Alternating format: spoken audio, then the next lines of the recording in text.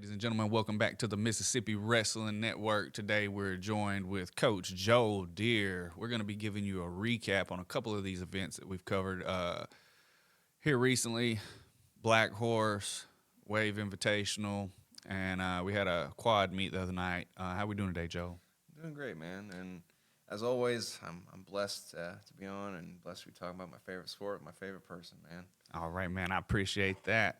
So the first event that we had was the Black Horse. We did have the Black Horse, but before we dive into that, I just want to give some shout out to some girl wrestlers. Okay. We've had quite a few tournaments. We've had quite a few duels. I conflate duels with some of these duels are more like tournaments. Quads, quints. At some point, you have 4 or 5 matches. It may as well be a tournament. Right. But I've been seeing a lot of girl wrestling recently, and so I want to give a spotlight to a few wrestlers who I've really enjoyed watching. We have some familiar faces, some familiar names, and there's a couple new faces that I really want to give some props to. And I wrote your names down so I didn't forget. But Isabel Balkin from Oxford, she was a killer last year. She's a killer this year. I mean, she's very fun to watch. She has this big jiu-jitsu background. I believe she trains out of 662 jiu-jitsu in Oxford there, and then she joined the wrestling team. And you can tell. I mean, you can tell when a wrestler has a jiu-jitsu background because she's not afraid to scramble. She moves very well, and she does a lot of ooh and ah moves, where Right. the crowd's like, whoa, you know what I mean?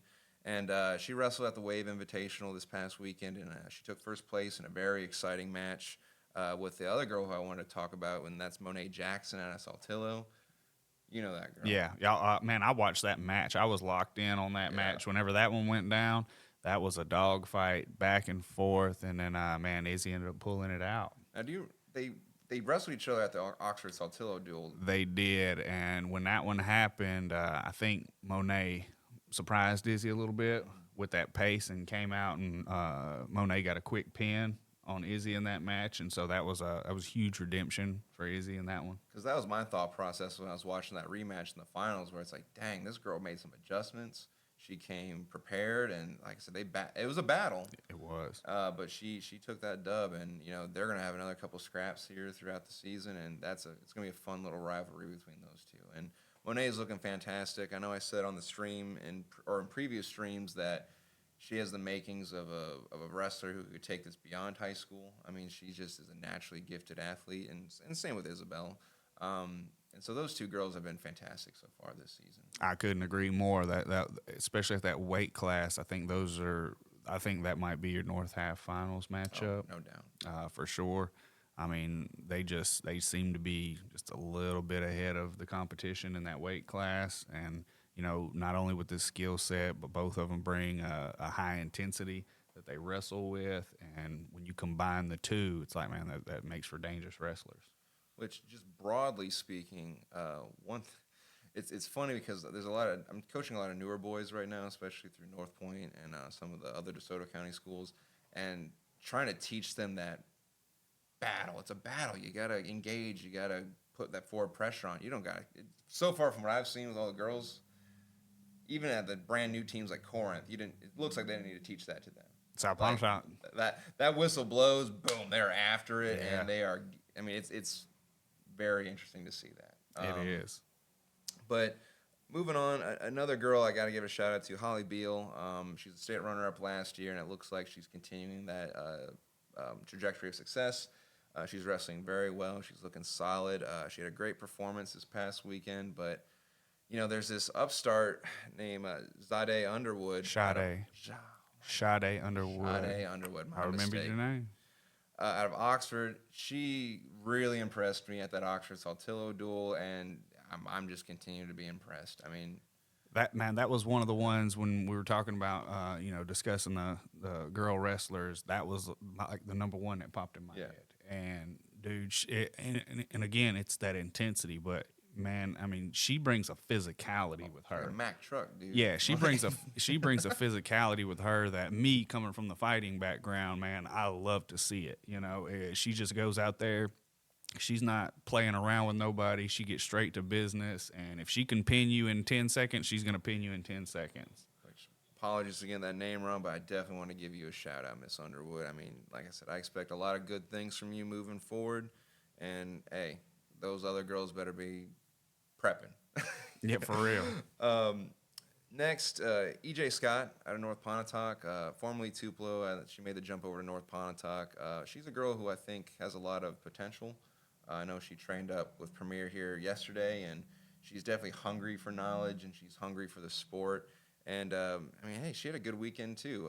She took a runner-up finish to, and I apologize if I get this name wrong, but Alika Hunt out of Tupelo. That was my number 2. Which I didn't watch that match. I haven't seen Miss Hunt wrestle yet. So what'd you think of her if you've seen her? Man, I've seen her wrestle multiple times this year. I think 3 different times, 3 different occasions I've seen her wrestle.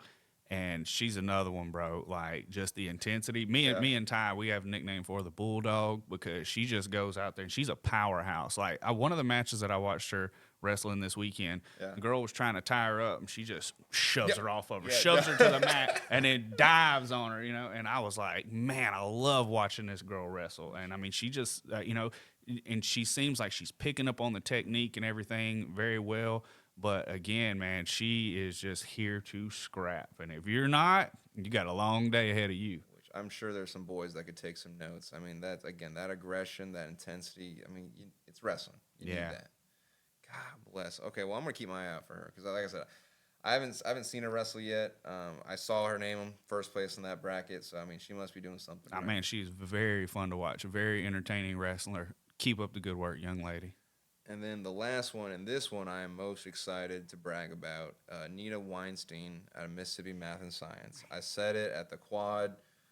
This girl, I mean, I don't want to brag too much, but it's just she looks like she's got it. You know, she's intense, she's aggressive, just like you're talking about with Miss Hunt. She's a dog on a bone. You know, she doesn't let up. I think it was tech major, pin, tech major. Like I think she's gotten bonus points in every match she's wrestled. And she picked up a first-place finish at the Wave this past weekend, and I was talking to their coach about it, and, yeah, she's a natural. You know, and she had no idea who she beat. Yeah.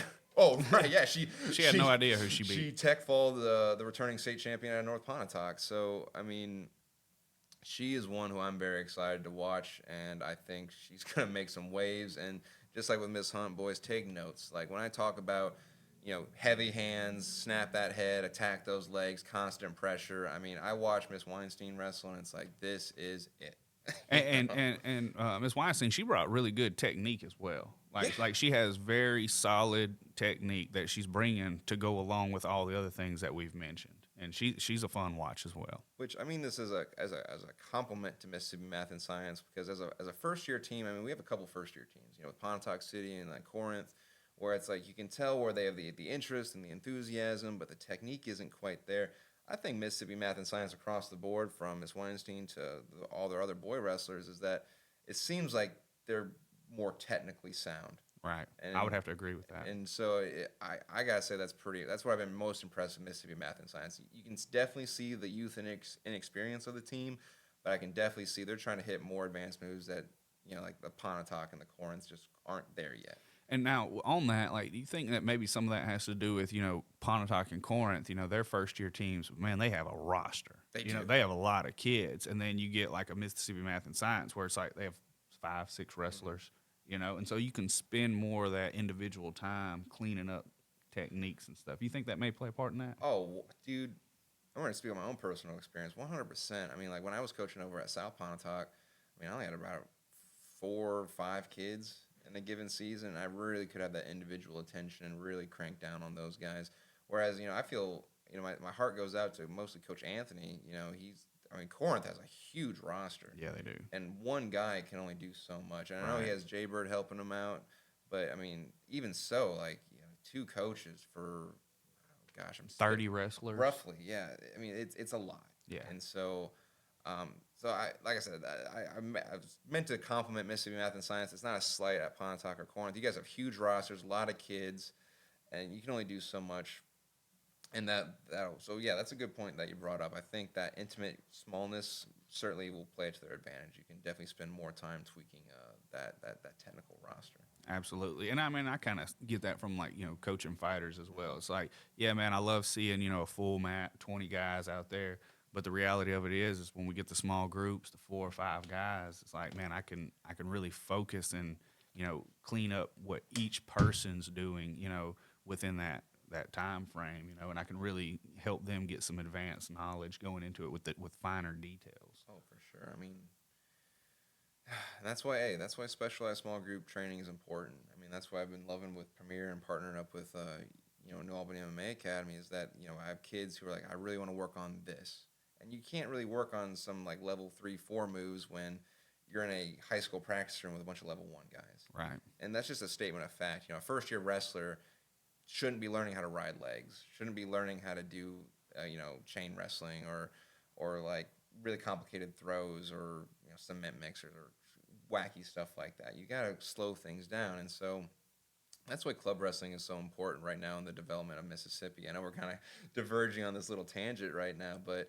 it's always good to plug in to seek outside assistance. I mean, when I was in high school, we had the infrastructure to where we could separate varsity here, JV here, so those advanced guys could learn more advanced moves in that high school setting. Well, right now, that infrastructure is just not in place. And so to supplement that, that's where the club steps in. And so where those higher level guys can get that higher level training that they need. But we could talk about that for the whole podcast. Yeah. But we got more things we got to talk about, right? But before we move off from the girls, there's one more name. Grace Brown, Oxford wrestler. She's another one. I've seen her wrestle multiple times this year, and man, she just looks great. Like she's another one. Brings the intensity, brings the technique. Like I want to give a shout out to Coach Conrad over there in Oxford. Like I think Oxford girls is the team to beat in the North. Like for sure. Dude. Okay, yeah. Because when I was making my rounds of the Wave Invitational, that's what a lot of coaches were saying, that those Oxford girls just look built different. Yeah. They look like athletes. They look aggressive. Just the same things we've been saying. They just look like they're operating on a different level than everyone else right now. Which, I mean, shoot, these past couple of years, Oxford has producing quality girl wrestlers. I mean, Lord forgive me, I can't remember their names, but there was 2 girls last year. I think they may have both won state titles, or they were both in the finals. They were in the upper weights, and there was one of them. She lost in the finals. I remember her. She's the 215 wrestler, maybe something like that. But I remember, I remember the loss in the state tournament, and I saw. I just so happened to walk in the back, after that match, and of course she was upset and everything about it, and so. But I remembered her face, and so when I've seen her wrestle this year, hey, she's looked great again. And so that's one of the things I've mentioned her on a couple of the other streams. I can't remember her name, but that's another one that she's gonna be there again this year. She'll be in the finals again this year. I mean, she just has it. And on the topic of blanking on these wrestlers' names, I'm sure people watching and listening right now are probably punching air that we can't remember their athlete's name or this specific thing or this event. Well, hey, if I'm not mistaken, you have an inbox. Yeah. So, I mean, coaches are more than willing to, coaches, parents, athletes, hey, they can message you. They can link up with you. I mean, that opportunity is available, right? Yeah, I mean, we had, y'all probably heard us on the stream, Aiden Pruitt, third-year wrestler out of Tupelo. You know how I know that? He walked up to the table and made sure that I knew that. Yeah, I mean, to my understanding, this group that you're working with, Mississippi Wrestling Network, it's in its infancy. You guys are just getting started. Hey, you don't have all the information available. That and also, I'm in my infancy when it comes to the wrestling scene here. And so, a lot of these kids, like unless they do something or something's happened where it's like it just really stands out to me. It's like, man, I think we covered over 500 matches Saturday. Yeah. Oh my God. Yeah, it was like over 500 matches Saturday. So it's like, man, it's impossible for me to remember every single name. Yeah, man. I mean, that's another thing. Give us some grace, man. Like there is hundreds of faces and names. You can't remember every single one of them. Right. I mean, it's tough. I mean, our brains can only hold so much information, and so. And hey, as much as I love sitting next to you talking about wrestling, I would love it if a coach or an official or even some wrestlers were sitting where I'm sitting talking to you about wrestling. And that's something, the inbox is available always to anybody, coaches, wrestlers. Hey, if you wanted to get an interview, particularly coaches, and particularly the coaches from down south, because we don't get to get our eyes on those wrestlers and those events as much. And so, but we want to give y'all the love and give you the credit as well. So, reach out to me. I have Zoom capabilities. You don't have to make a drive to North Mississippi. We could do Zoom interviews. I'm more than willing to do that. I want to help you out. I want to help you grow in the South as well. So that's always an option. Please just reach out. We're very responsive, and we'll set it up and we'll make it happen. Yeah, it's all about inclusivity, man. Yeah, that's right, and that's another reason why I love the sport of wrestling. I've grown to love it, but also seeing it's not just about giving girls and boys opportunities. It's like all the different weight classes. It's like not everybody's going to get to be the starting linebacker on the football team, but you can go be a starting wrestler at 114 pounds. You can do that. Oh, God, so I'm giggling a little bit because up at North Point we have one of my wrestlers. He was a football manager because he couldn't break the lineup and he couldn't break really like the second or third string, so they made him the manager. And well, hey, now he's a starting wrestler, and you can say for the rest of his life he's a varsity athlete. That's right. I mean, So, there's opportunity, and that's and that was a big thing that I recognized last year. Covering some of the wrestling events is like, man, there's a huge opportunity here. That especially for like these schools that are still kind of on the fence about getting the programs, it's like do it now. Get in now, because if you give it another 5-6 years, it's like that gap is going to be too far to come back from. and this is just speaking matter of factly. I think Corinth and like Pontotoc City are learning that lesson. They're bucking up against Saltillo and Tupelo and Oxford and North Pontotoc, and they're realizing, hey, they should have started a team 4 years ago. That's right. They're seeing what 4 years of experience does. You know what I mean? And so I would hate for teams that are going to get on board 2 years from now, 3 years from now. I mean, wrestling's here and it's growing fast. It's not going anywhere. Yeah, no, it's here to stay. So it's a matter of when are you going to get on board? I mean, I look to our neighbor Alabama. I think, and fact check me on this, listeners at home, I'm pretty sure they only have around 60, 62 teams in the whole state. And like I think Hamilton, Alabama, I think their team's only like 2-3 years old. They were at the Wave Invitational this past weekend. I feel sorry for them going up against a team that's been around for decades. Yeah. You know what I mean? Like, they can't even compete with us Mississippi schools, let alone the better Alabama schools. So any athletic directors that could be listening right now, get yourself a wrestling team now, before it's a really uphill battle. Yeah, and I mean, like football in Mississippi's been like the king, Yeah. But it's like, okay, you only get one school that's going to win the state championship. Yeah. You can have individual state champions, on your team. You don't have to win wrestling as a team champion. Like, it's great if you do. Like that shows a lot of, the improvement and the work that's went into your program. But you can have individual state champions, and again, that's just more opportunity for the kids. You said football, and you immediately two wrestlers jumped into my head. It's Tupelo's, I believe it's Tupelo's 215 and 285 pounders. Did you see them this past weekend? I did see them. Bro, they haven't wrestled a day in their life until this year. They are animals. Hey, oh my gosh. I'll throw you another one. Hernando's Adam Wallace. Like, I saw him in some dog fights this weekend against Memphis University School, stuff like that. Those teams that are, they're solid programs. And, hey, he was in some dog fights, winning matches. But what I brought those Tupelo boys up because, again, fact check me, but if I understand correctly, I think they're Division I football recruits. And I think they're junior, senior, respectively. And so they're on their way to a illustrious football career, and wrestling is just going to make them better, and they synced right into it. Yeah. You know what I mean? And so, wrestling and football, they complement each other very well. Wrestling, I think, would give football players more complex movements and how they can interact with their own sport. And then, like I said, these boys, they're just bulldozing people over. Yeah. When we talk about the Wave Invitation, I definitely want to touch base on that. It was really fun to watch them wrestle like literal tanks out there. It was cool. It was really awesome. It was awesome. Hey, and another football player, Corinth wrestler, I think he's their 215 as well. That man. Okay, so I saw him come back. He was down. Yeah. I think it was like 14-6. And he came back and won 20-18 in a match. And I mean, and it was just, dude, he was chunking this dude around. But he was showing some technique and stuff. But it was, man, the athleticism and physicality that he brings. Pegues is his last name. I can't remember his first name. Pegues is his last name. But I mean, that guy, dude, you talking about somebody looking good getting off the bus. Like, that is him. You know what I mean? Yeah.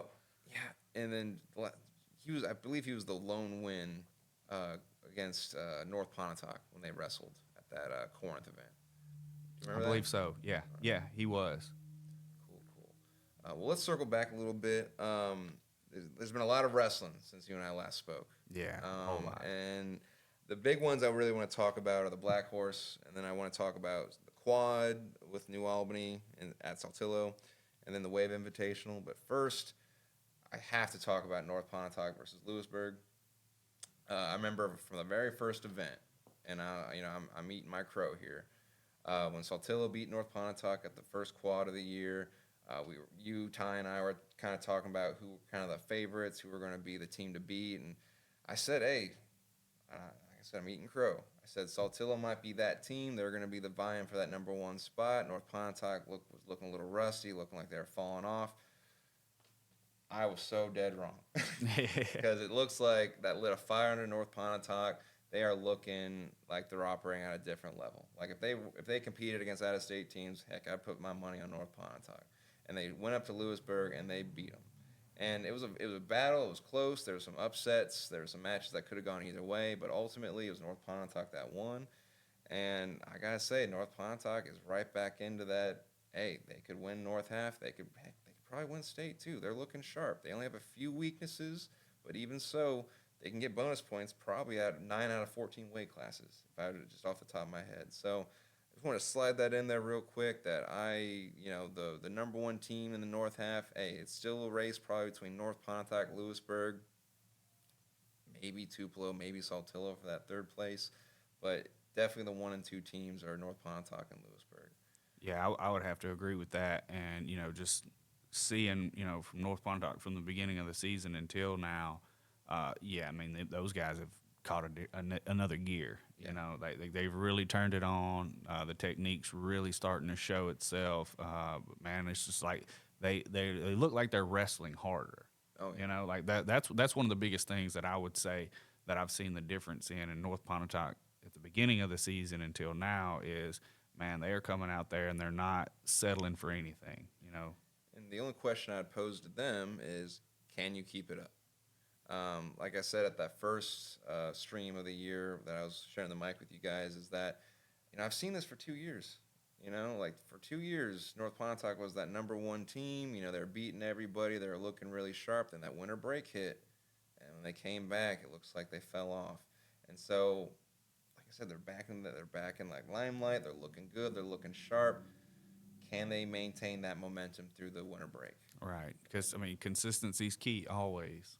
100%. And no matter what you're doing, whether it be wrestling, life, whatever, consistency's key. And so, hey, that winter break, it kills a lot of wrestlers, dude. You get that 2 weeks off, and I know a lot of teams here, the culture just isn't there to where they don't make you practice, and so you get a little fat, you get a little out of shape. And then, you get back into the wrestling thing, and it takes you a couple weeks to get back into the swing of things where other wrestlers have already maintained that momentum. And so, this winter break is really going to test who's about that life and who isn't, I think. I agree. It's like, it's a break from school, not a break from wrestling is how I look at it. Dude, I like that. I like that. It's like, man, like if you have goals that you set at the beginning of the season, it's like, hey, don't start backpedaling. Keep sprinting forward.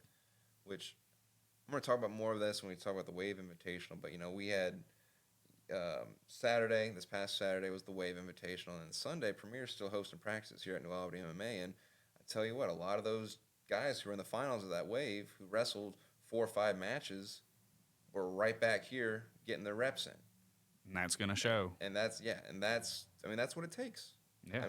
That level of dedication. Yeah, we weren't going super hard. We weren't going live and beating each other up, but we were going a nice, consistent drill, working on things we didn't like at that tournament, and like I said, getting better.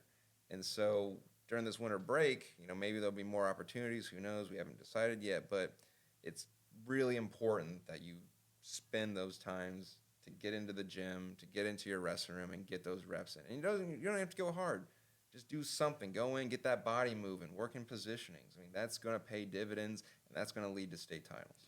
Yeah, and I couldn't agree more with that. Me, I'm here at the gym every day.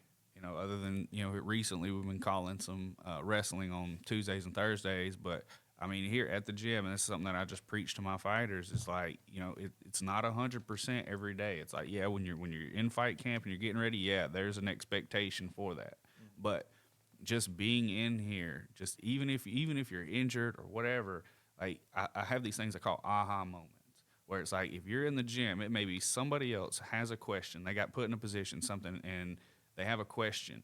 Well, you didn't even think to answer that, to ask that question. It may not even have, you may not even realize that that's an issue that you were having. But when you hear the coach say it, you have aha, and it Yeah. puts things together for you. You've got a tool set you've been building here. You have a tool set you've been building over here, and then that aha moment brings it all together. But you only get those by being in the gym. You don't get those being at the house eating, fatty cakes. You don't get that there. 100%.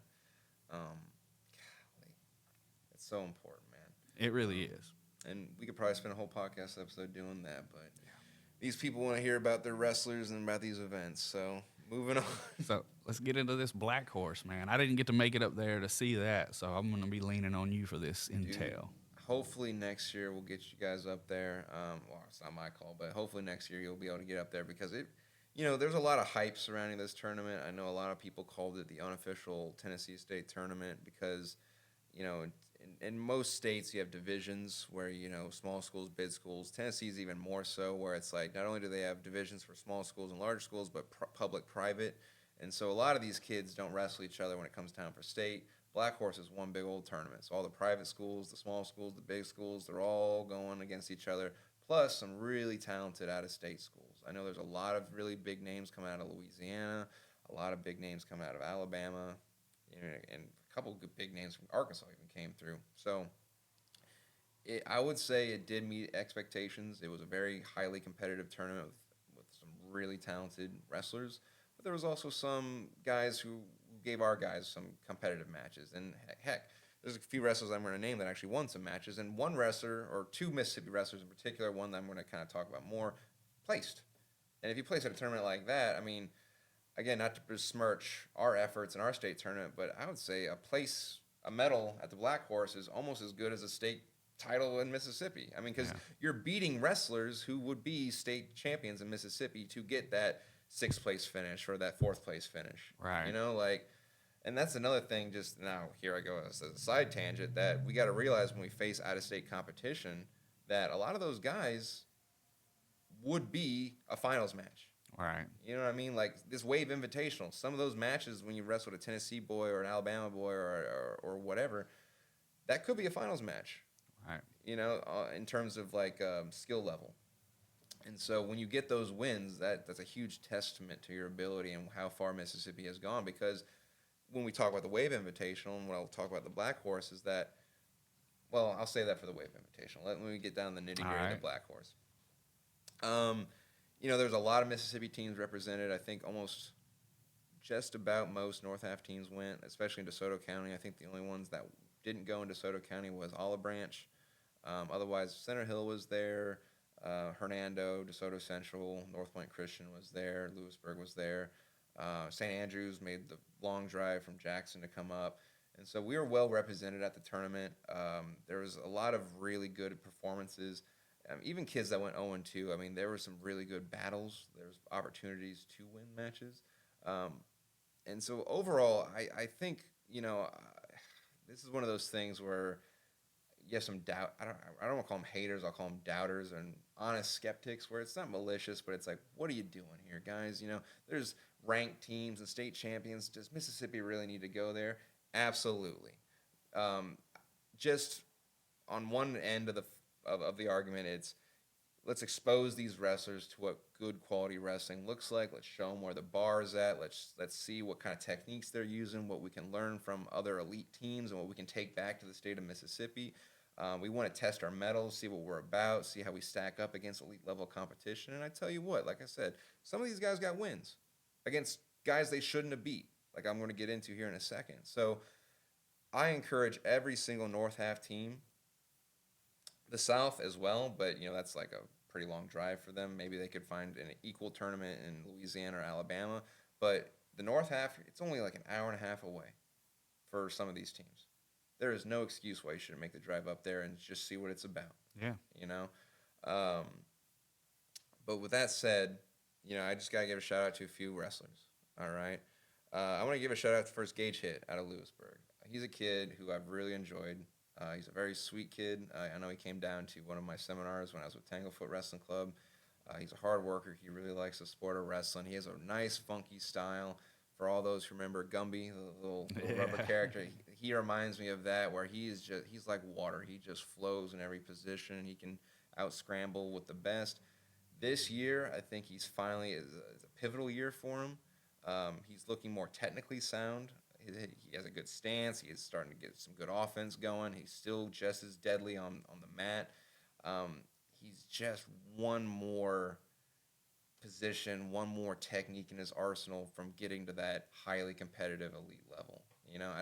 I think he went 1-2, 0-2 maybe at that Black Horse tournament. But again, those are some matches where he was just a point away, just a position away from winning those matches. And then, so he's a kid who I'm very excited for. He's still a young kid. I think he's an underclassman, so he has a long time horizon to get to that level.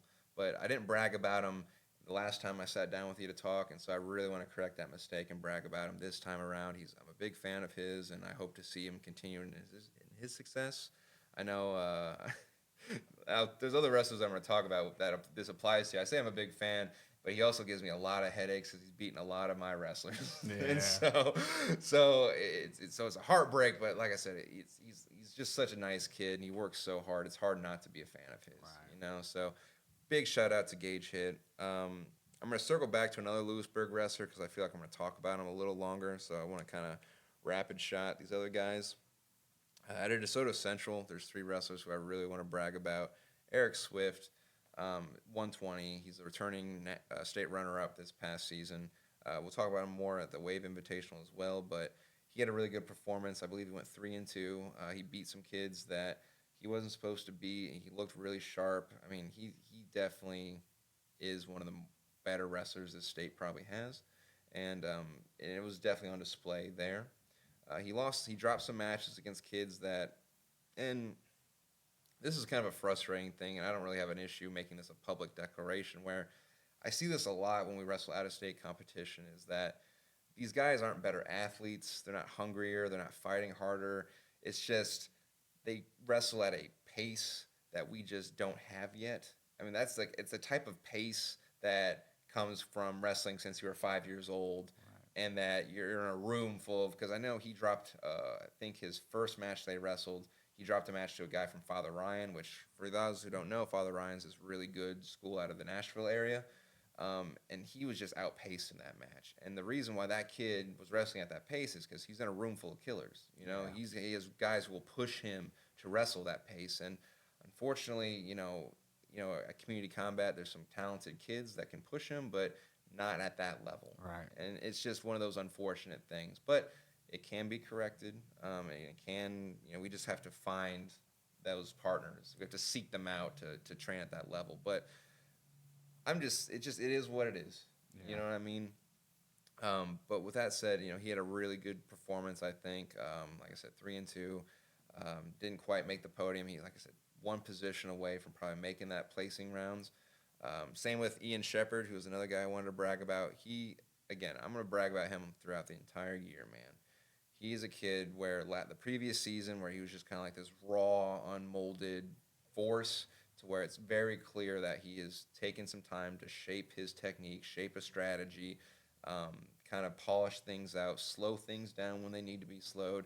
And he, just like with a lot of these names I'm going to bring up, he's just one position, one technique away, one period of training from becoming that high-level elite wrestler. And he's just a junior, so he's going to get there. It's not a matter of if, it's when. Because both at this Black Horse tournament, I think where he went 3-2, and then at this Wave Invitational, he beat a bunch of out-of-state kids that on paper he was not supposed to beat. Man, I saw him in some dog fights that he came out on top of, and I was very impressed with him this weekend at the Wave Invitational. Yeah, that kid he's a warrior, man. And he wants to win. He's hungry to win. It's been an absolute pleasure and, dare I say, privilege to coach a kid of that caliber up at 3C from when I occasionally drop in there. And so he's a kid I'm very enthusiastic about, and I can't say enough nice things about him. But he had a very good performance, a very good showing at the Black Horse. Just, again, one position away from getting to that placing round. And so it is what it is. He'll be back next year for sure, and I expect him to go deep in our state tournament, North Half, and then when DeSoto Central goes to Black Horse next year, heck, I expect him to get a medal there too as well. And then last from DeSoto Central, Rex Forsyth.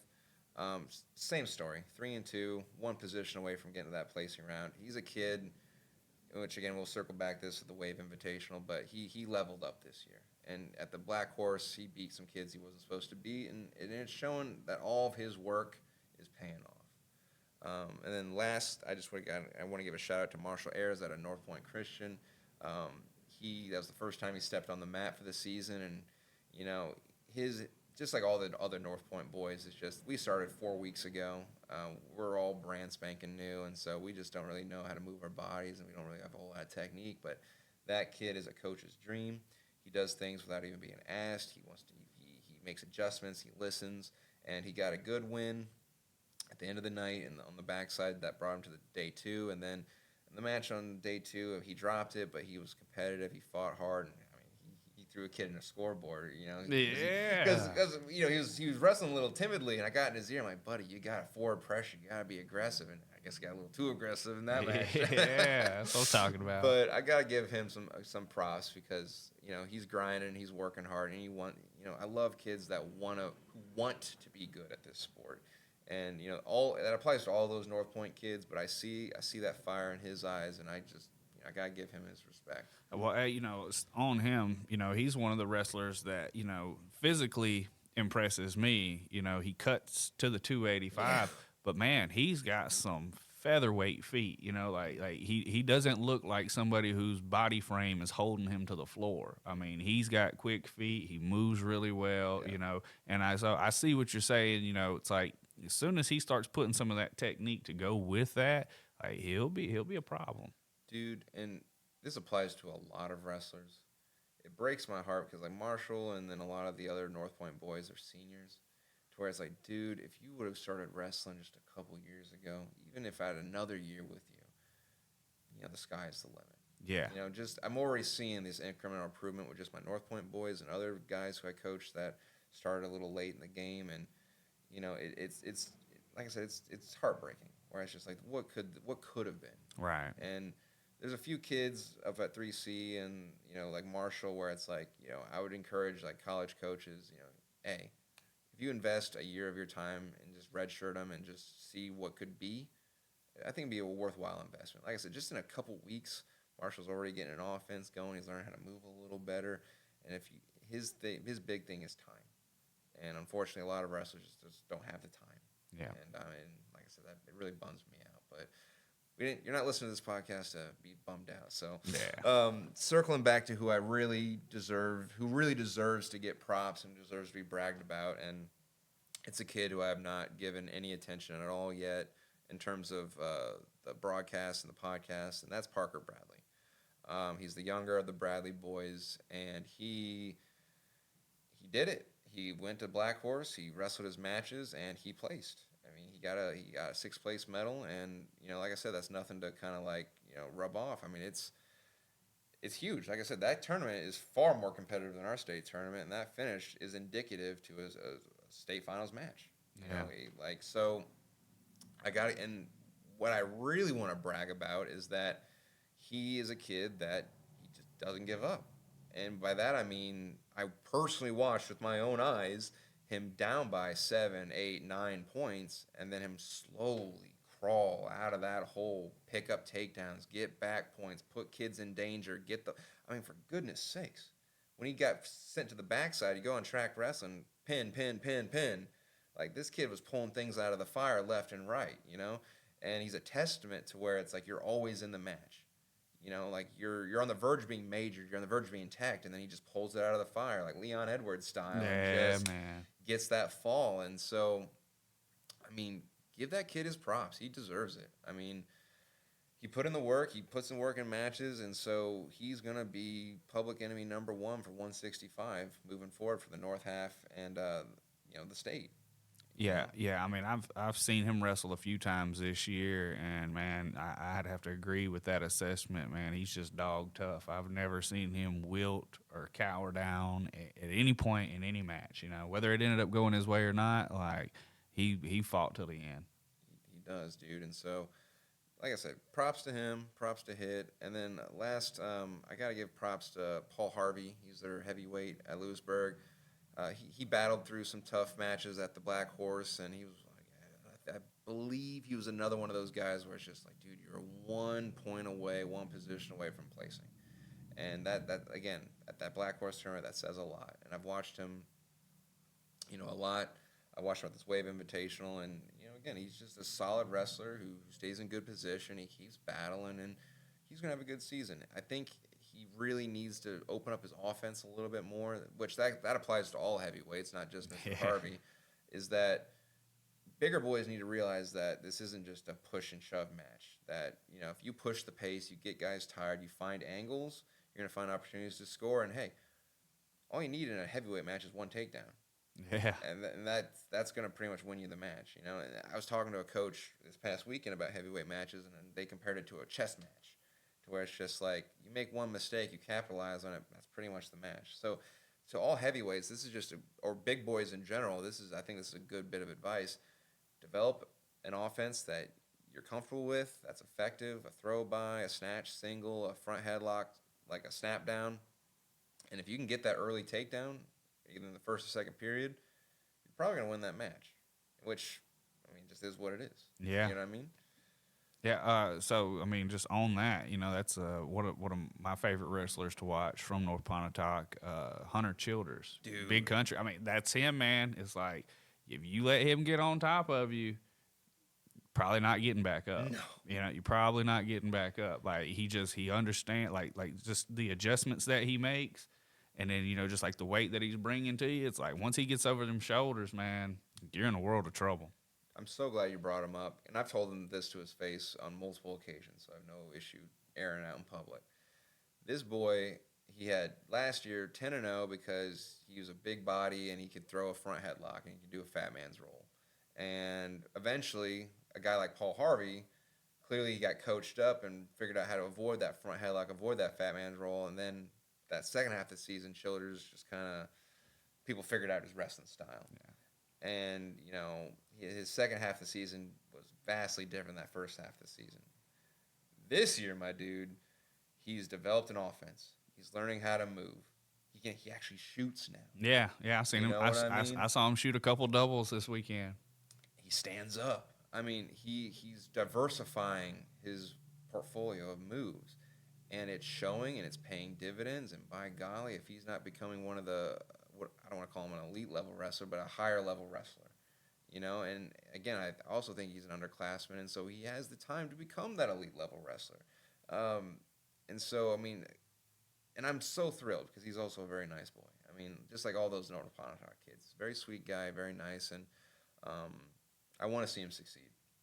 I'm so glad that he's diversifying his style, and now it's showing. And he's being very dominant so far this year, which, gosh. And he can keep up with a pace. He can. I saw him in a couple matches this weekend. I know we'll get to it with the Wave Invitational, but he was in a couple matches that were like 18-14, high-scoring point matches. And so it's like, all right, when you're collecting that many points, that means there's a lot of action going on. And, during the match, he doesn't look like he's ready for a break. Now, as soon as that bell, him and all the other heavyweights are, but during the competition, it's like he has a solid poker face, and he's not going to start backing up. He's going to keep trying to go and get his work in on you. Which, dude, this is just a sidebar, but heavyweight, there's a couple weight classes that I'm very excited to see at the state tournament, but heavyweight's one of them between Childers, Bunton, and Hill. So Tupelo, French Camp, and North Pontotoc. It could be any one of those guys. It really could. Oh, and hey, don't let me sleep on Saltillo's heavyweight. He's just a couple of adjustments. McBride, he's been looking real good. So, yeah, dude, this is exciting, man. I'm very excited. Just, again, to stick with this sidebar, this season, Mississippi wrestling looks like it just jumped a whole nother level where weight classes are competitive, where it's just like the previous years, it's like, oh, it's definitely going to be that kid, or those two will make the finals. Now it's like, I'm not even sure. Right. I remember when... And then Noah, the heavyweight from Hernando, he had a real good showing, man. Hey, he's tough as nails, too. Him and Childers was one of those battles that I watched this weekend, and I said, high points, high pace. Which I feel guilty now because I train with Noah, and it's like I'm in his year after those losses. He lost to Harvey, he lost to Childers, and it's in oh gosh, did he wrestle Hunter Bunn? I think he might have. Do you remember? I can't remember if he did or not. But regardless, he like the match with Harvey. I think it was a 1 point match. Childers, it was like a 1 point match until things kind of went off the rails towards the end. But he was engaged. He was going there. He was hanging with the best, and he's only been wrestling for a couple weeks. Yeah. And so I mean, and that kid's hungry. He wants to be good, and just a couple weeks under his belt, and he's already hanging with some of the best in the North half. And I believe he's a junior, so he too is. This is what I'm talking about, dude. That heavyweight weight class is going to be very it's up for grabs this year. Oh my gosh, for sure. And we got to talk about the quad over at Saltillo. With New Albany, Olive Branch, North Point, and obviously Saltillo. What were your thoughts on that, man? Man, that was that was our first time getting a look at North Point and Olive Branch and that one, and New Albany as well. New Albany, they've got a 190 guy.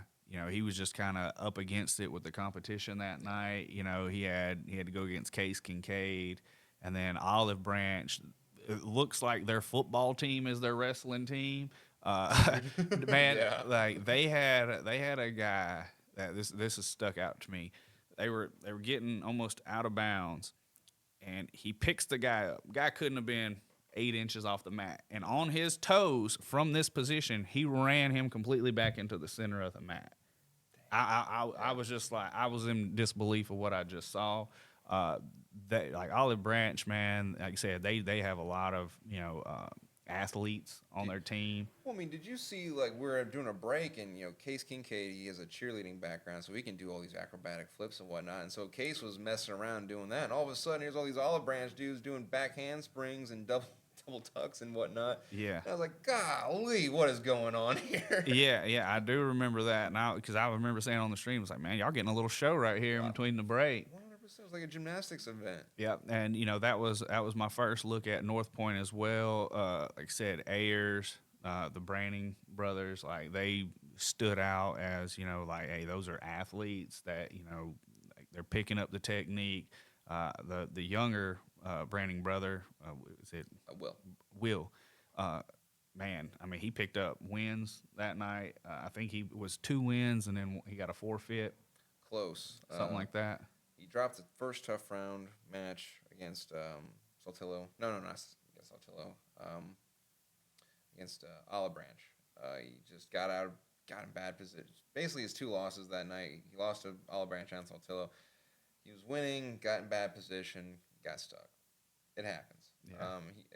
He's just a kid that's been at this for a few weeks, and but he has a lot of potential. I think he's a kid that has a lot of natural ability, a lot of intuitive knowledge on how to move your body and adjust in bad positions. And it seems like in that third match against New Albany, he woke up a little bit and he went out there and got the job done. I was thinking about when I saw him at Lewisburg.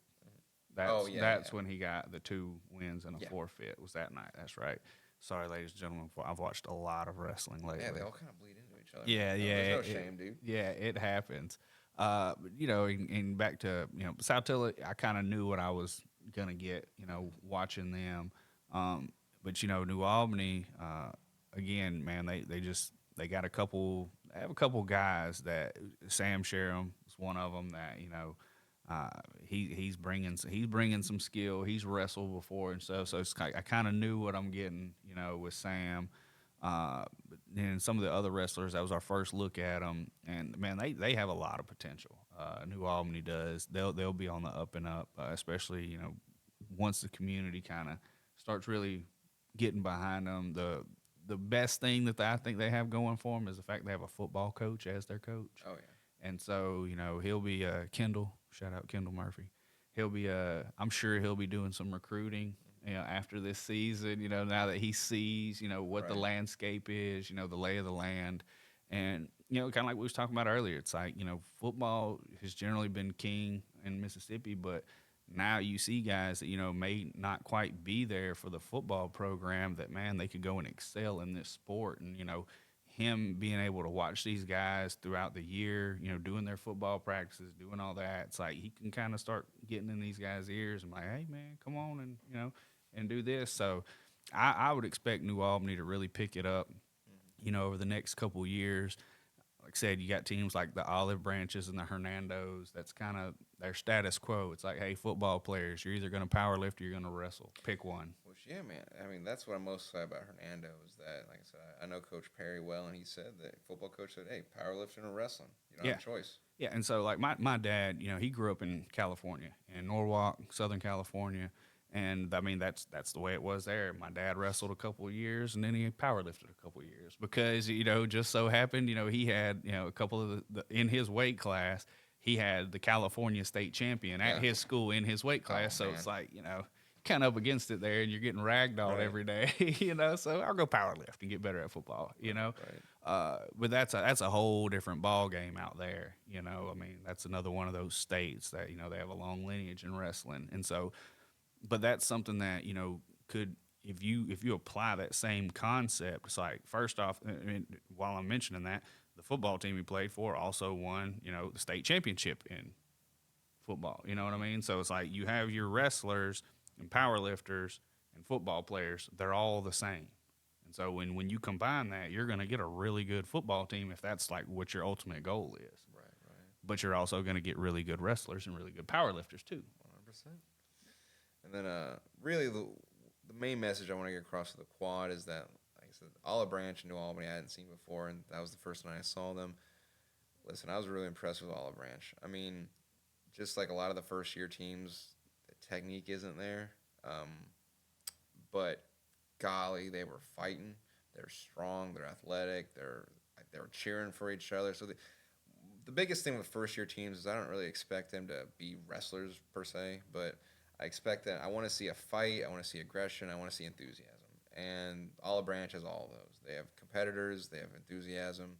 They have the numbers. I mean, God bless. They look like they could field a varsity team and a little bit of a JV team. Yeah. So those are all great signs for a bright future for a good program. And so that was really cool to see. And then I know what I heard murmurs during the event is that they had a transplant at the 144 weight class. And so he has wrestling experience. And so having a kid in your room who has that background in wrestling that can maybe help the coach a little bit, which I only just kind of casually met the coach, so I don't really know his background. My apologies, my dude. But point being is that if you have a person with experience, period, that's a huge asset. Yeah. And so that was really cool to see. And then New Albany, I mean, I'll just echo a lot of what you said. They have really good turnout. They were very enthusiastic. I saw a lot of coaches on that sideline. I heard a lot of cheers throughout the night. They were cheering and screaming, hooping and hollering, and so that's what I want to see in a first-year team. And that's your point, with having a wrestler in the room. It's like that's where Sam comes into play. There, it's like you at least have one couple guys. I know Daniel. Yeah. He's in there. He's younger though.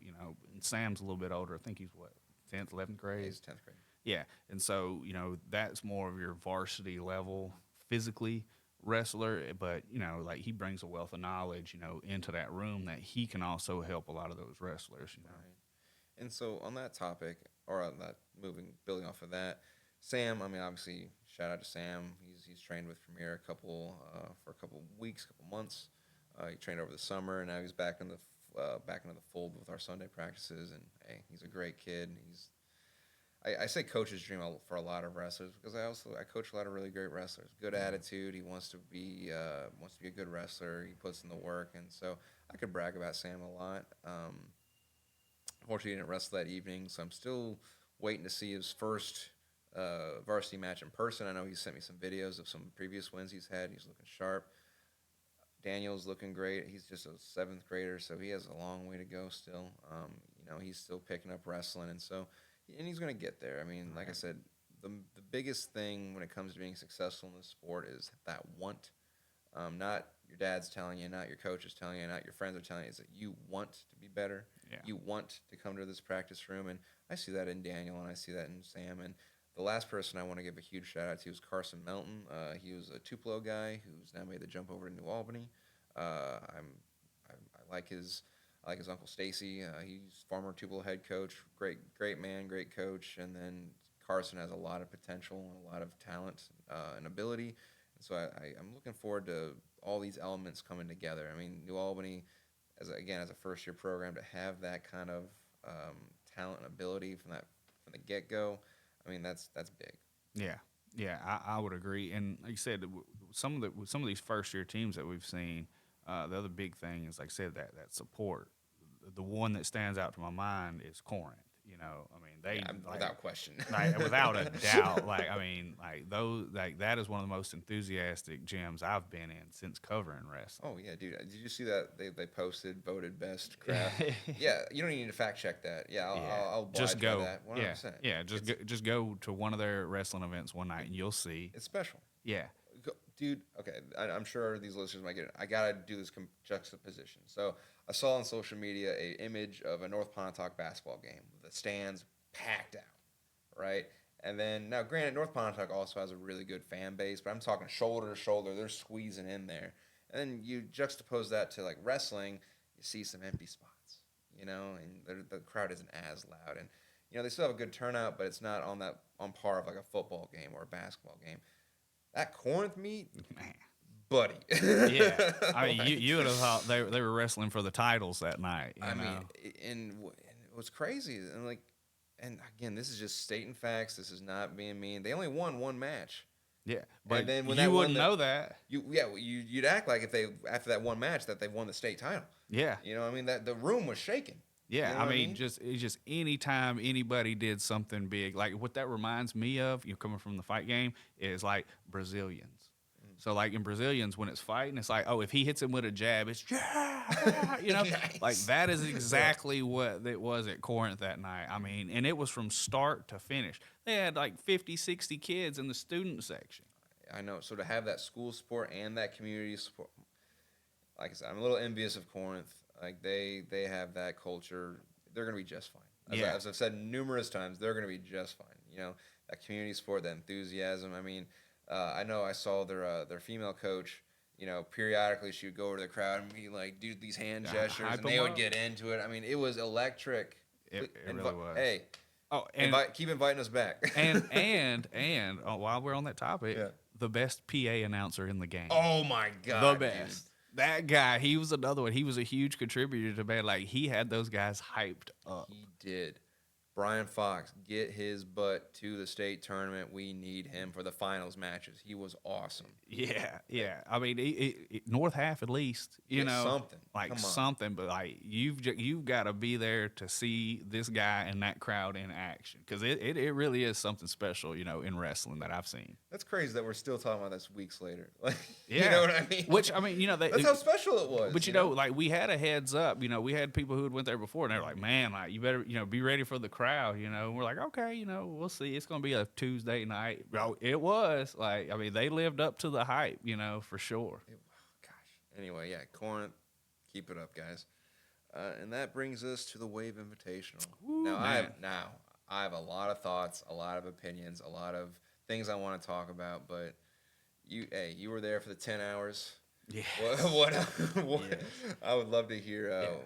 Or do you want to go? Like, how do you want to do this? Weight class by weight class, wrestler by wrestler, or you just want to just kind of scatterbrain this thing? Man, honestly, it'd probably be best just to scatterbrain it, because as I get to talking about things, I'm just going to remind me of this and remind me of that. First off, you know, we've kind of already talked about, you know, the young lady who did get the most outstanding wrestler at the tournament, Nina Weinstein. Man, I mean, she looked great.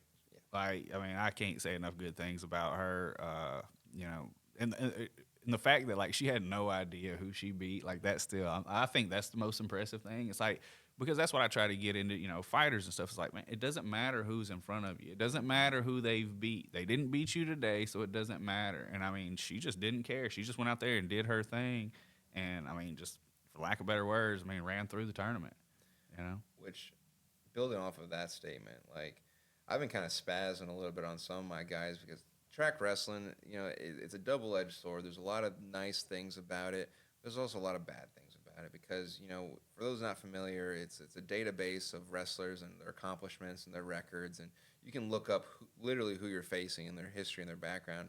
So I have a lot of kids where, you know, the tournament's starting, they'll pull up their bracket and they'll be like, "Coach, I'm going up against this Tennessee State placer. Oh, coach, I'm going up against this guy who's 40-10 and da da da da da. And it's like, well, you just lost your match before you even stepped out there. Right.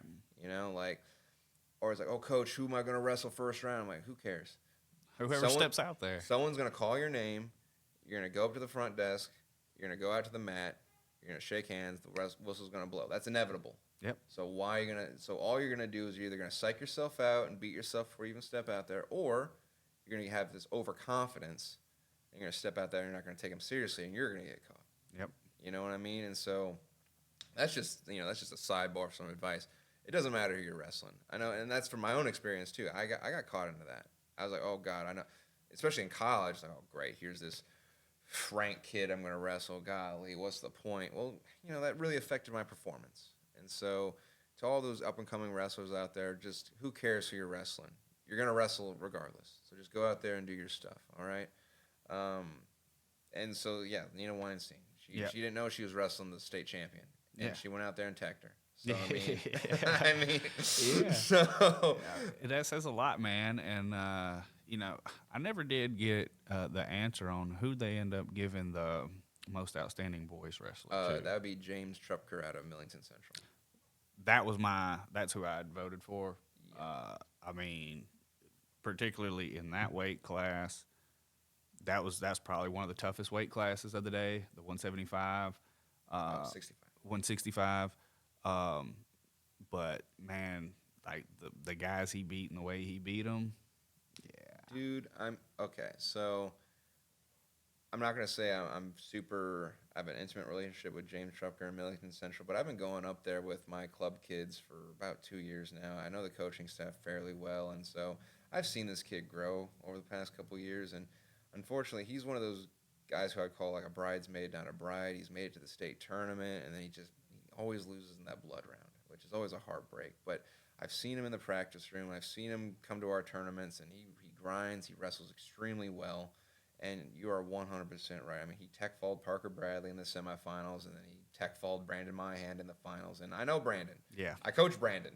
Yeah. He's one of the better wrestlers that I have. And Brandon didn't have a single answer to anything James was doing. No. And that's not a slight at our guys. It's just James is just at that level, man. Yeah. He really went out there and looked like that guy. And so he's a senior. I hope this year is the year he finally does it. I know I got in his ear a little bit after his match with Brandon that, hey, I wished him luck. This is going to be your year. You just need that confidence. And I talked to the coaches, and that's what they said, is that he just gets in his head. Well, it's not looking like it so far. Every match I've seen him wrestle this year so far, he's gone out there and just showed that he's him. Yeah, yeah. He looked like the Terminator out there. You said I didn't see a single guy that had a single thing for him, just being honest. Which isn't, again, it's not a slight at Parker, it's not a slight at Brandon Myhand. It's just this kid's just on a different level. Yeah. All right. Parker I think's a freshman, BJ's a freshman.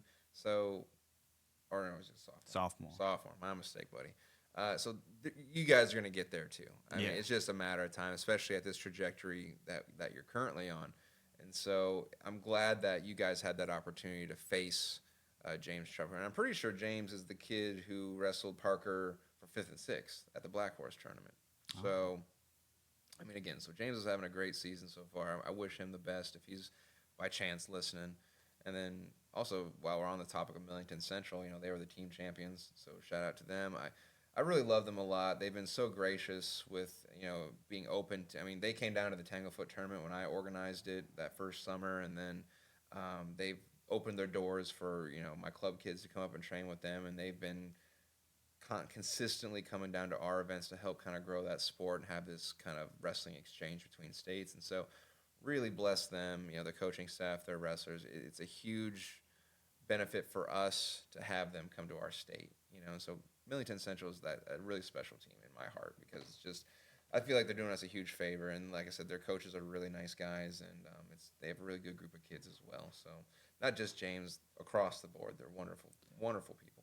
Yeah, there was another match that Millington Central was involved in that really stood out. I'll save that one, but oh man, I have a feeling I know which one it was. Oh man, that was tough to watch, but but yeah, they looked really good. They did. Golly. Well, I'm gonna circle down to 113. Okay. Ace McCracken. He's looking really sharp this year. Yeah. He just kind of breezed through that tournament, just like he's been kind of breezing through everyone this season so far. And the kid he wrestled this past weekend is Landon Oaks in the finals, and Landon's just a seventh grader, so he has a long time horizon ahead of him. But he's a transplant from out of state, and he definitely has some wrestling experience. And you can see it in the way he wrestles that he has some experience. But In that match, it looked like an older kid That's what I was against a gonna younger say. kid. It's just- It's just a physicality difference. Like you could see the technique was there, but he just physically he didn't have an answer for him. and this is what we talked about in the very first episode you and I did. It's just I was really excited about seventh and eighth graders get to participate. That's awesome. And now that I'm seeing it in practice, it's rough, man. Yeah. Because like you're saying, and I didn't see the whole match because I had other kids wrestling, but it's just seventh grade, you're still kind of developing. You still those hormones still haven't been kicking in. Those muscles haven't really been developing. Right. Whereas Ace is just a sophomore, and yet he can flex. He has striations going on, and so that makes even though they weigh the same, it's different. It's a difference in the weight, And so there's nothing to be frustrated about for all my junior high kids that may be bucking up against. I mean, Daniel was another one, same. like he had to go up against Ace. And it's like, Daniel, he's out there working hard, but, man, physically, it's just you ain't there yet, It's like you're going to grow into your body and you're going to get there, but it's just you're in the seventh grade and you're going against a sophomore, who with just more experience, but just like it's the same weight, but it's different, And in that same vein, though, these junior high kids, these younger kids, they shouldn't shy away from seeking out those competitions, not just in formal tournaments, duels, but also in the practice room or in the club room. Seek those guys out. I mean, Landon's in North Pontotoc, Ace is in Saltillo. They both come through the premier room. Like, get together. Make each other better. I mean, it's good. I mean, I hate to phrase it like this way, but it's the only way to improve is to get your butt whooped. I mean, I know a lot of I come from a school that was nationally ranked, still currently nationally ranked, but it was ranked 10th in the nation when I was going to school there. And we'd have some junior high guys, we'd have some JV guys come through, and they would get their butts whooped. But now, 5-6 years later, they're winning state titles, they're nationally ranked, they're getting D1 scholarships. So, you're going to take your licks. It's going to get frustrating, but it does pay off. Yeah, and that's a reference that I use in the fighting. It's like, look, man, like when you're first getting into it, it's like you're going to be the nail. It takes a little bit to develop that skill to become the hammer. And it's like, and then eventually you're going to be the hammer, and you're not very often going to be the nail. But one of the things that I always tell them is like, man, if you're coming in the practice room and like you're just beating everybody and you're not even getting pushed, it's like, well, you're in the wrong room. Like you're not going to get any better. You're going to plateau at that point. And so you should always be looking out for somebody who's, doing something better than you, stronger than you. Even if that's what you have to do is just wrestle guys who are bigger than you with equal technique. It's like, they'll beat you. It's like they just will. It's because when you start matching that skill for skill and then they have 30 pounds on you, that tends to be the deciding factor, especially if you mess up. But that's where it'll make you sharp, because at that point, it's like you have to be consciously aware that, man, if I slip up once and he gets me in this position, it's over with. And if you take that into a match with somebody your size, you'll destroy him. Which, that I'm getting a lot of complaints from a lot of wrestlers. Oh, this guy's not my size. I can't practice with him. Like, dude, when I was a freshman, I weighed 145. My partners were always the 189 pounders. Yeah. My sophomore year, I was 152, 160, 171 were my partners. And exactly what you're saying. I can't muscle. And I was a string bean, dude. I didn't have a bit of muscle on me. And so I had to develop angles. I had to develop flexibility. I had to highlight strengths that they didn't have. So, you should. An instinct. Yeah. So it's okay to train with guys who are heavier than you, which I'm not saying a 106 train with a heavyweight, but, hey, if you're a 144 guy, train with the 175 pounder, because it forces you to hit those angles harder. It forces you to do more explosive, wrestle from the outside, not tie up as much. It makes you develop strategies that are different, that may apply in different scenarios when you do compete formally. And so don't shy away from that competition. That and if you can hit those techniques on a bigger person when you're already tired, it's like, well, that's going to translate to success when you're tired in a match with somebody your size. It's like if you can still hit that and you can get that takedown on somebody with 30 pounds on you, well, then when you're sitting there weighing the same as somebody, it's like, yeah, that takedown's going to look real good when you do it on them, you know? And then I guess I need to plug this in where it's like wrestling's a sport of a lot of things. But another thing it's about positioning, leverage, angles, momentum, you know? And so I remember I was a junior and I weighed about 160 and I was wrestling against a 215-pounder from another school. We would do a technique exchange. So they would come in, have an exhibition with us, and we'd wrestle. And I was riding on top and I was chopping, and I can't just chop and drive. I had to chop and throw my whole body weight to one side, use that momentum, that kinetic energy to force him over. And I remember he would look back at me. He's like, "Dang, dude, how are you so strong?" I was like, "I'm not. I know what angle I have to hit. I know how I have to pressure at this direction. I need to throw my whole body into something." And that really has helped me a lot in my wrestling. And so, again, no, it's kind of rough, and you can kind of see it with guys who are just like, "Oh, well, I'm just this big, strong dude, and I can just bully people over." And then you see them wrestle a guy who has some technique and has some flexibility, some explosion, and you realize really quickly that having big muscles doesn't make you a good wrestler. Right. You know, like being able to bench 405 does not make you a good wrestler. No. You know, some of the best wrestlers can't even lift 135.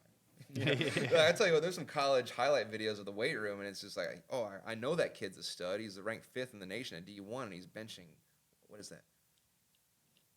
155? Like what? Like what? Yeah. You're only squatting like 205? What's going on? Like you don't need to be jacked to be a good wrestler. And it's really about momentum, energy, angles, positioning, so on and so forth. Conditioning.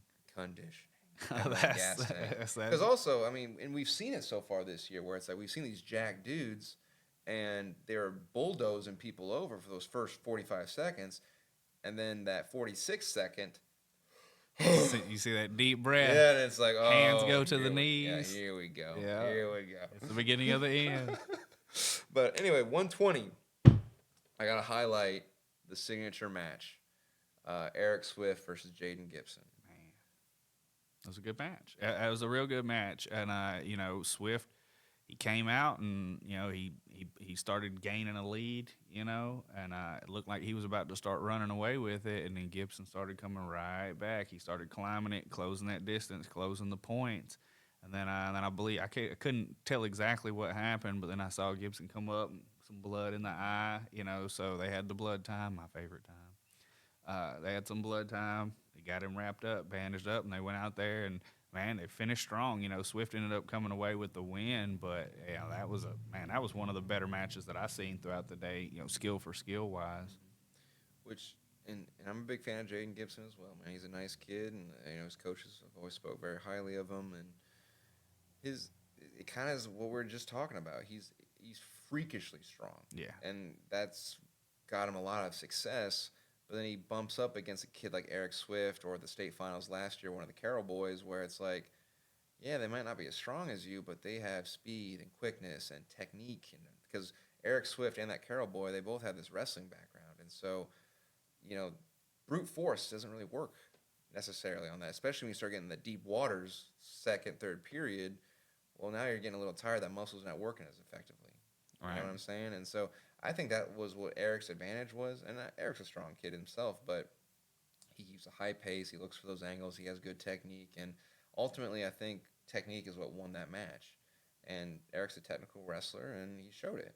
And so if Jaden, I imagine you might be listening to this, or this might get to you, really get with you have talented coaches in that room with you, buddy. Like, really start developing an offensive strategy because, yes, you have that strength, and it's been working really well for you. And, hey, it might get you to that North Half final, it might get you to that state final, but I believe you want to be a champion.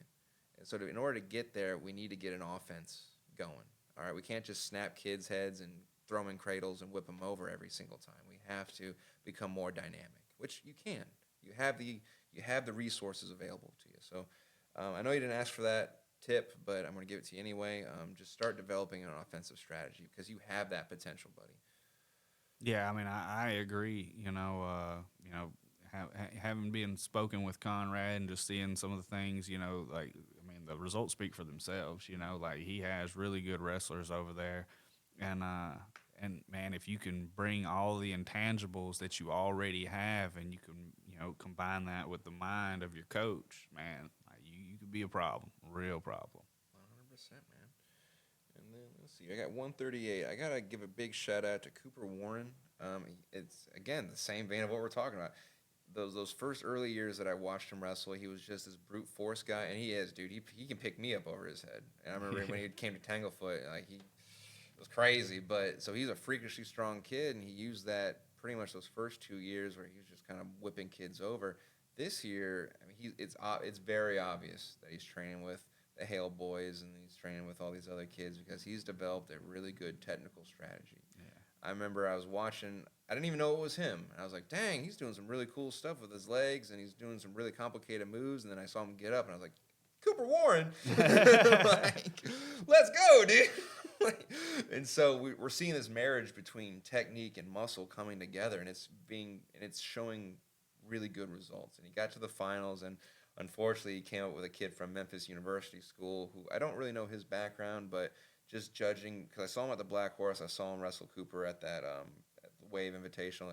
He tech-falled Cooper, and that kid must be pretty solid.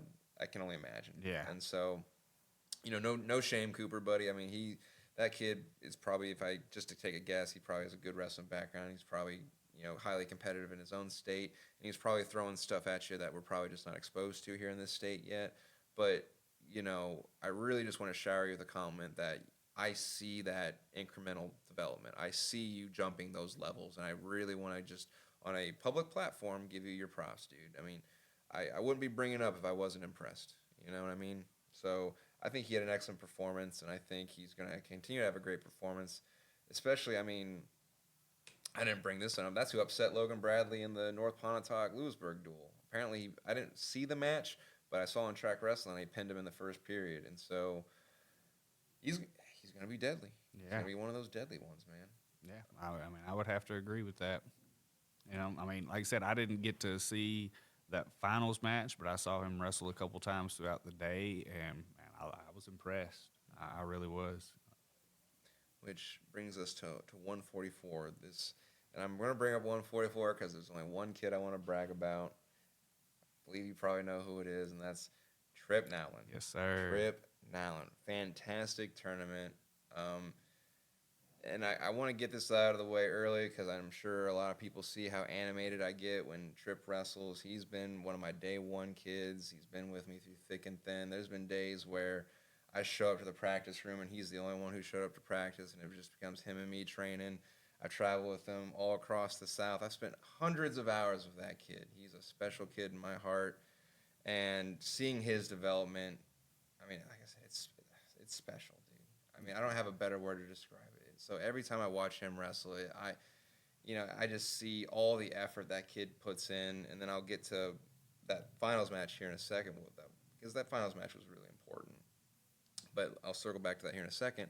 That first match, he wrestled an Alabama boy. He tried to get him what's called an elevator move, where Tripp just kind of got out of position. The guy whipped him over.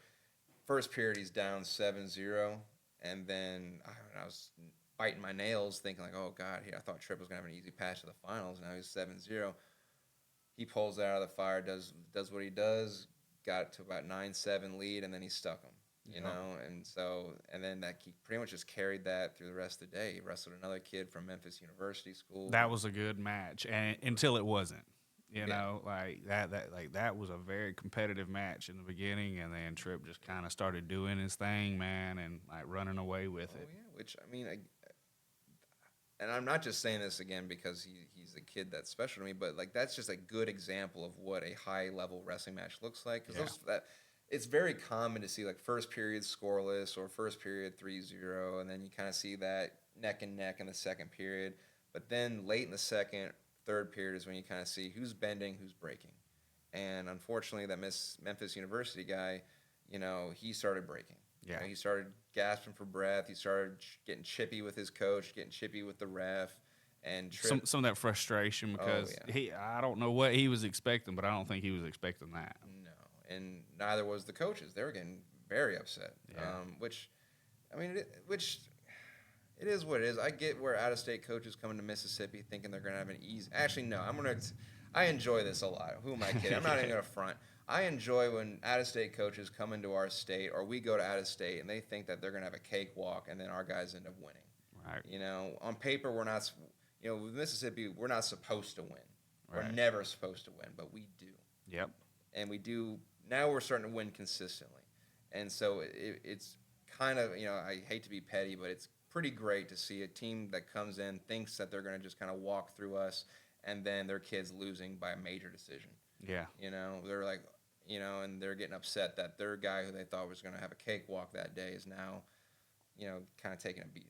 You know, and it is what it is, you know, and obviously I'm not going to keep this attitude for much longer as Mississippi continues to get better and better and people start putting respect on our name, but, you know, because that raises the standard, you know. Right. And, you know, the common phrase is, you know, act like you've been here before, you know. I'm sure we've all heard that at some point. Well, Mississippi hasn't. Yeah, they haven't. You know? Like, our history is still being written. Like, next year, our tournament's not even going to be recognized by our governing body until next year. So our history is still unwritten. You know what I'm saying? So it's like, you know, no one expects anything from us. And I've told this story, I think, on our stream before, where it's like, you know, I've gone to these out-of-state tournaments in the off-season where it's like, oh, you know, it's so great that you're here. And, oh, you know, it's great that you're getting this experience. And then that attitude changes real quick when their guys start losing to us. Yeah. You know, and so eventually, like I said, once people start respecting Mississippi wrestlers and respecting our quality of the talent that we're producing, yeah, we'll dial it back. We'll start cranking things down more and being more professional. But like I said earlier, that kid that Tripp beat in the semifinals, that could have been a state finals match. Oh, yeah, for sure. You know what I mean? Like, that kid is talented. I watched him wrestle all the way back in that third and fourth place match. So, like, that kid's not a scrub. He's good. Yeah, he was really good. So, it's okay to get hyped up for those matches because no one expected anyone for that win to come. Right. You know what I'm saying? And so that was a great match. Tripp just kept that pressure on him, and eventually he broke. And Tripp got that nice dub. And then the finals match was, I got so hyped against this one. He had lost, it was against Porter-Vaughn of Tupelo, which, hey, Porter-Vaughn, he's a talented kid. He's a freshman, so he has a long time horizon. He's going to get there. He trains at a perfectly acceptable club. He has perfectly acceptable coaches training him. And so I believe he's going to be probably a household name here in the next couple of years, if not this year. And for goodness sakes, he had beat Tripp a few weeks prior. But what was so exciting about that match is that, and this is kind of an illustration of wrestling in total, what makes wrestling so cool is that these early season matches, they're just experience. They're just learning opportunities. It's data collection.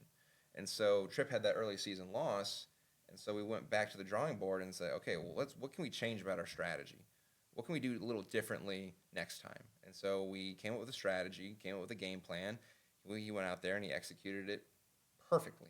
Yeah. To the point where he teched him by the second period. He almost teched him in the first period. Yeah. I mean, so, I mean. Yeah, that was, yeah, I mean, Tripp just went out there and, like, just drowned it in with pressure is what it looked like. Oh, you know, it was shoot, reshoot, cut, reshoot. I mean, it was just a pace that, you know, it really looked like Porter-Vaughn was having a hard time keeping up with. And then just the technique, you know, like Tripp, you know, he just, like I said, I've seen him in here countless times. You and him, you know, just shooting, working the details, and then you see it, you know, live in a situation like that, and it's like, man, it's impressive.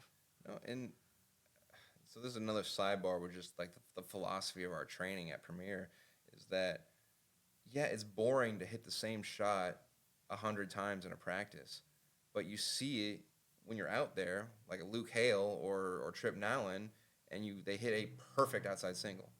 Well, they've shot that shot hundreds of times, over and over and over again. Yeah. So it's like, yeah, it's boring, it's repetitious, but that's what you have to do to hit a perfect shot when you need to hit that perfect shot. Yeah, because I mean, nobody had an answer for it. No, and so, and then also, like I said, another philosophy that I keep saying over and over again is like we bend, but we don't break. We break others. And that's when we do that. We take them down, hard cut, push that head in the mat, block that shoot, and make them stand up, go right back on the attack, high pressure. and it's paying dividends. And like I said, you're seeing that with Tripp now and Luke Hale and others. Like it's a formula that works, and we saw a lot of that this past weekend. And so I just wanted to highlight Tripp's performance. I was really happy with that tournament, but just like I tell every one of my wrestlers, like, hey, that's behind us now. Yeah. We celebrate. We have our little moments in the moment, but now Sunday, it's like it never happened. Yep. All right, because that wasn't the state tournament. That wasn't North Half. Heck, Porter and Tripp are going to wrestle tomorrow or Tuesday. Yeah. So it's like, you got to do it again. Yeah. Who cares? You can't rest on your laurels. Like, you can't win a match by saying, well, I teched you this past weekend, so no, it's a new match. Yeah, it's like we'll go do it again then. And I'm willing to bet if their coaches at Tupelo are worth their salt, they pulled Porter aside and, okay, this is going to be our strategy next time. They should be doing what we're doing. Yeah, making adjustments. And so I expect them to go back and forth. I expect Porter to go back to the drawing board and figure out a strategy to counteract what Tripp's doing. And that's another great thing about what you're doing with the Mississippi Wrestling Network and Ty, taking videos, is that you have that opportunity to go back to the tape and just do homework. All right, what went right, what didn't, et cetera, et cetera. Right. But that was a fantastic. And then, hey, give Porter some credit too, man. I mean, he had a great semifinals match against a very talented Millington Central kid. So again, don't think I'm dogging on Porter. That kid's very talented, and I see what he's capable of doing, and we're taking him seriously, and that's why we had to revamp a strategy. And if he wasn't talented, he wouldn't beat a kid from Millington Central. Yeah, I mean, he wouldn't have beat Tripp the first time. Exactly. If he wasn't talented. So, all respect to Porter. I mean, he's a very talented kid with a very bright future, and like I said, I expect him to go back and forth. I expect him to. We're training like we expect Porter to beat Tripp at some point again. So we're training in anticipation for that. So they're gonna have a nice little rivalry this year. We'll see what the future holds, but 144 was a very fun weight class because Porter and Tripp both had a lot of really fun matches, and then those out-of-state kids had some. They really brought fun it, matches. The out-of-state kids they brought a lot of talent in that weight class, and so to see the two Mississippi boys in the finals that said a lot, and I was happy to see that. Which brings me to 150. 150. I don't know about the statewide, but I can tell you right now 150 is going to be a very competitive weight class in the North Half because we got three big names, and that's Joey Fisher, Ian Shepard, Luke Hale. Yep. And, starting with Joey Fisher, I mean, he's a kid who's very good at just staying in good position. He's a very strong kid, and he's hard to score on. He has a pretty good defense, and so his weakness is pacing.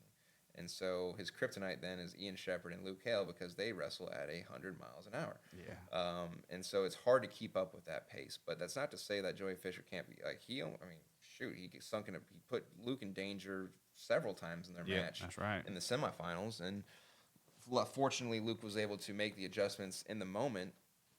But, had he not, I mean, it could have easily been Joey Fisher in the finals. That's right. You know what I mean? And so even though Luke is 2-0 against Joey Fisher still has every opportunity to make the adjustments he needs to, and he has every opportunity to catch Luke in a bad position or catching Ian in a bad position. Yeah, because he's right there. Mm-hmm. You know what I mean? And, in the other one, Ian Shepard, man, I saw him in a couple dog fights. Please talk more about that. Man, I saw him in a couple dog fights, and, he let his emotions get the best of him, and it costed him a team point. However, man, me personally, if I would have been him and I was in that same situation with that back and forth that he had going, I probably would have done the same thing just because I would have been so hype, Oh, yeah. But man, the kid just knows how to win, man.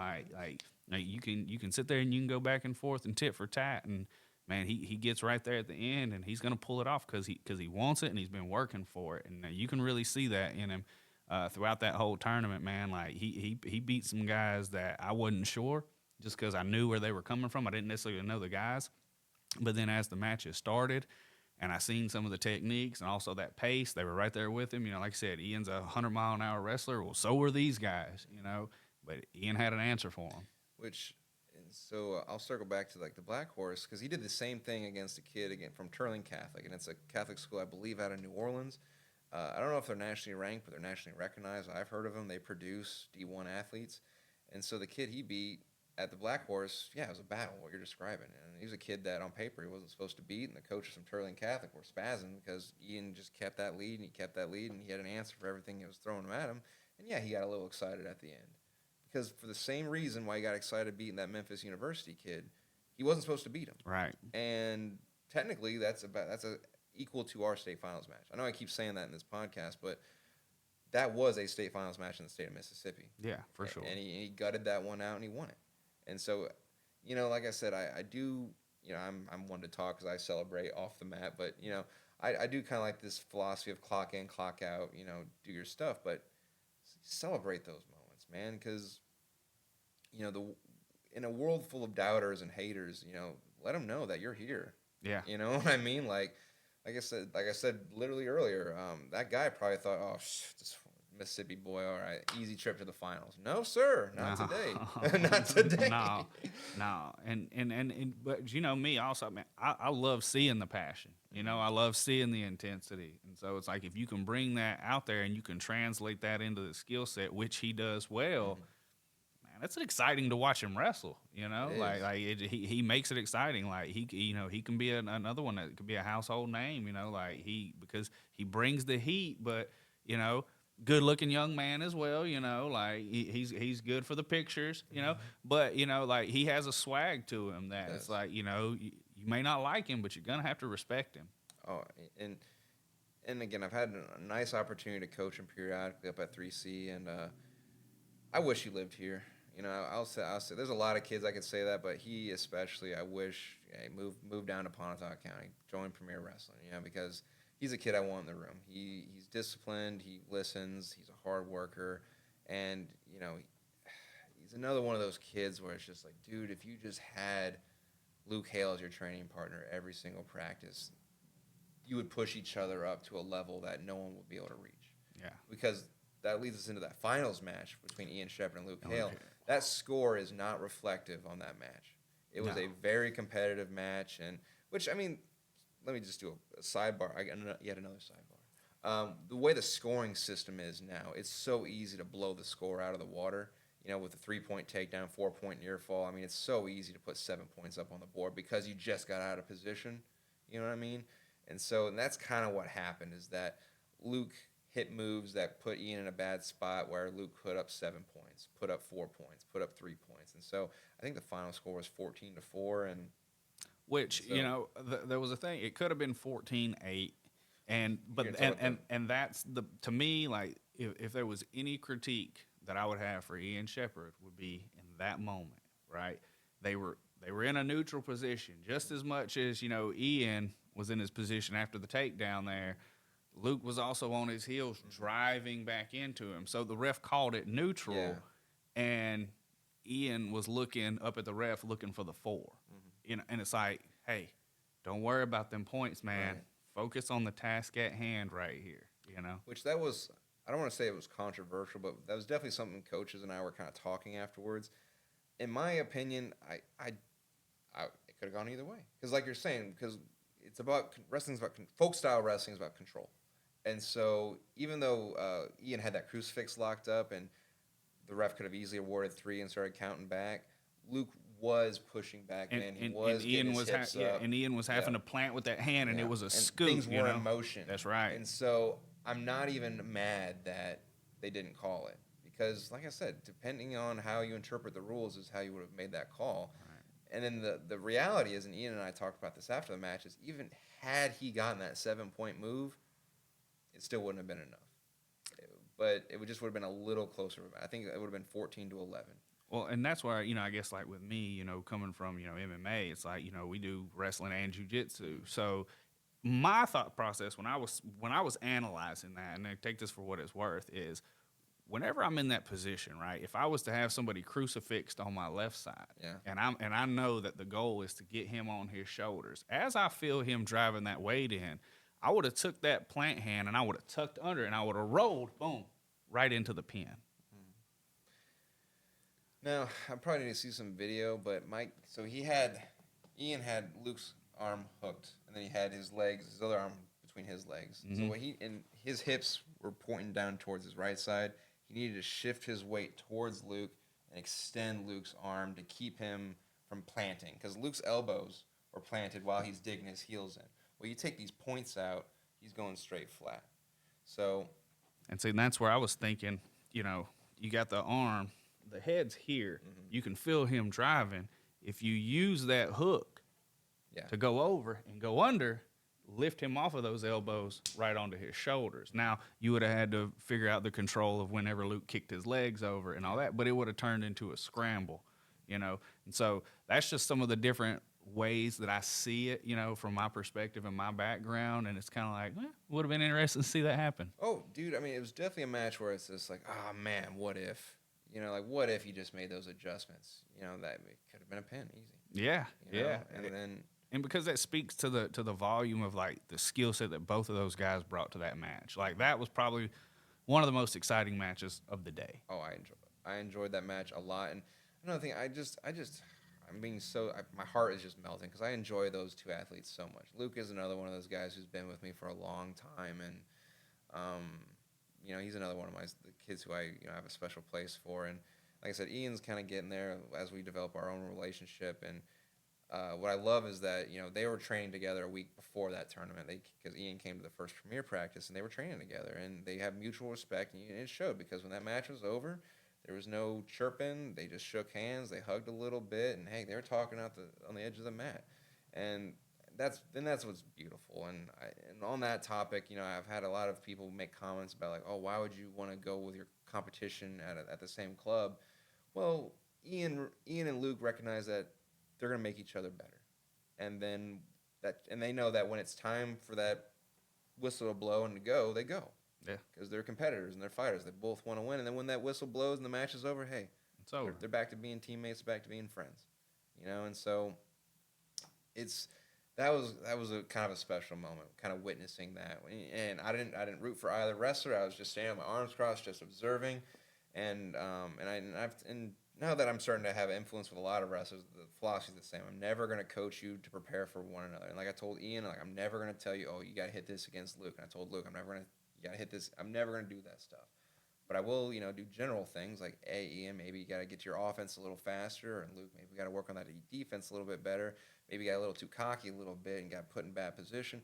I'll say things like that, but I'm never going to make strategies against each other. I'm never going to be in the corners rooting for each other when two of my wrestlers come together. And I hope I'm developing a culture through Premier that, this is that iron sharpens iron mentality. Healthy competition. Exactly. And I think that match illustrated that perfectly. That was a healthy competition. They battled like they both wanted that win. They didn't take it easy on each other whatsoever, despite training together, despite being friendly off the mat. And then when it was over, they were right back to being friendly. So that was really cool. And that goes into, Luke Hale, man, you did your thing, brother. He impressed me all day. Like, every time he stepped out there, you could see the killer instinct in him. You could see the work. Like I said, him and his brother Carson during Thanksgiving break, they reached out to me, hit me up, said, "Hey, Coach, we're not having practice today. Mind if we come up there and get some work in?" Absolutely, boys. And so I see them doing things without coaches. Like I guess that's the good thing of having a brother who also wrestles. They came in here and they put their own work in. They did their conditioning. They worked through their techniques. You earned it, man. Like you putting in the work, and now you're reaping the benefits of the work. I love those boys. I mean, Carson. Sorry, I skipped over Carson. That 144. I was talking too much about Tripp, but Carson, he's just another one of those guys where he's getting there. Yeah, you know what I mean. And it's frustrating because he has a guy like Tripp in his bracket or his weight class, and it's just, it's tough. He's a nail right now, but then by the time he's freshman, by the time he's a junior, he's going to be the hammer. Yeah. And I mean, especially he has the best, like I said in the first podcast we did, he has the best training partner in the North half, and that's his brother, Luke Hale. Yeah. He has access to 24/7. Yep. You know what I mean? So Carson's going to get there. He looked really sharp this past weekend as well. My only gripe with him would be this pacing issue, which, like I said, he just keeps coming in the room, he's going to get there. Right. He has a good shot. He has a good top game. He has a good bottom game. He just needs to kind of put the gas on a little bit more. But yeah, hey, I could brag about Luke Hale for a hot minute. he knows how I feel about him. He's one of my boys. Yeah. And he looks. I mean, he's just looking great this season, and I just hope he can carry that through the rest of the season. Which anyway, enough about that. I can feel my heart melting a There little you go. bit. 157. I really wanted to bring up the 157 weight class because you said Ian Shepherd and Luke Hale was your match of the day. Mine was Clay Crane and Eli Sheffield. That was a battle. And, I'm a huge Clay Crane fan. I've never coached him a day in his career, so it's a bit of a conflict of interest, whereas I've coached Eli Sheffield quite a bit. So, obviously, I wanted Eli to win, but, hey, if there's a kid that we're going to lose to, I'm okay with it being Clay Crane. He's a kid. Like I said the first time we had a podcast together, I wish he was on my team, dude. He's a sweet kid. He listens to his coaches. He keeps his nose clean. He works really hard. He wants to win so badly. And his training is obviously working because he's just grown each year. And, from a coaching perspective, there's some things I think he could work on, which, hey, every Sunday, 2 to 4, buddy. But he gutted that win out. He gutted that win out. And props to Eli Sheffield. He stayed in good position. And I got in his ear about he needs to get his butt back to practice to work on some things that he needs to work on. Because he was, like I said, he's one position away from winning that match. And Clay was one position away from putting that match away, not even going into overtime. And so both those kids, I mean, like I said, I'm a huge fan of both of them. And like I said, I thought that was the match of the day. It was definitely the one that had my heart pounding the most. So the reason why I picked Luke Hale and Ian Shepherd over that match is because of the score. Oh, the score right? And the quality of talent going head to head. Yeah, I mean, like it looked like for 99% of that match, Clay and Eli, they just had an answer for anything that each other was doing, and not that either man was stalling or anything like that. It's just they negated each other so much by being in the right position every time, that it kind of negated anybody from scoring. Right. And so, like, when you had the Luke Hill and Ian Shepherd, it's like, man, they were all over the place. They were flying on the mats. Like they were sending high risk techniques. I mean that's kind of how the score ended up the way it was because Ian went for it. You know what I mean? Like he didn't hold back. Like he's like, hey, if I'm gonna win it, I'm gonna win it here. He let it all fly. Yeah. And so I guess that would be my only reason of giving that over that match, but man, that match between Eli Sheffield and Clay Crane was extremely fun to watch. It was. I mean, very disciplined, technical wrestling. And God bless, they're gonna wrestle again and again. Yeah, like golly. And so, but anyway, I'll just be repeating the same things I've already said. It was a really good match. That was more of a whereas, like I said, Ian and Luke was kind of more of like a cat fight where they're just kind of going after each other. That Clay and Eli was a chess match. Yeah. Whereas, like, who's going to screw up first? Clay has a fantastic double leg takedown. Eli has really good defense. Now, Eli needs to get some offense going. Sorry, I said I wasn't going to get into that coaching part of things, so I'm just going to not. Come to practice. But no, props to Clay. I wish him the best, and I wish Eli the best. And, again, this is what I'm talking about, where it's like now we're at this stage in wrestling where, A, we're having these high-caliber matches. And then B, I've been so involved in the wrestling community where it's like I have a vested interest in a lot of wrestlers. And so now it's getting really hard to where it's like, oh, I would love to say, Eli, I just want you to take the whole show. But it's like, oh, Clay's a really nice kid, too. And Clay worked really hard, too.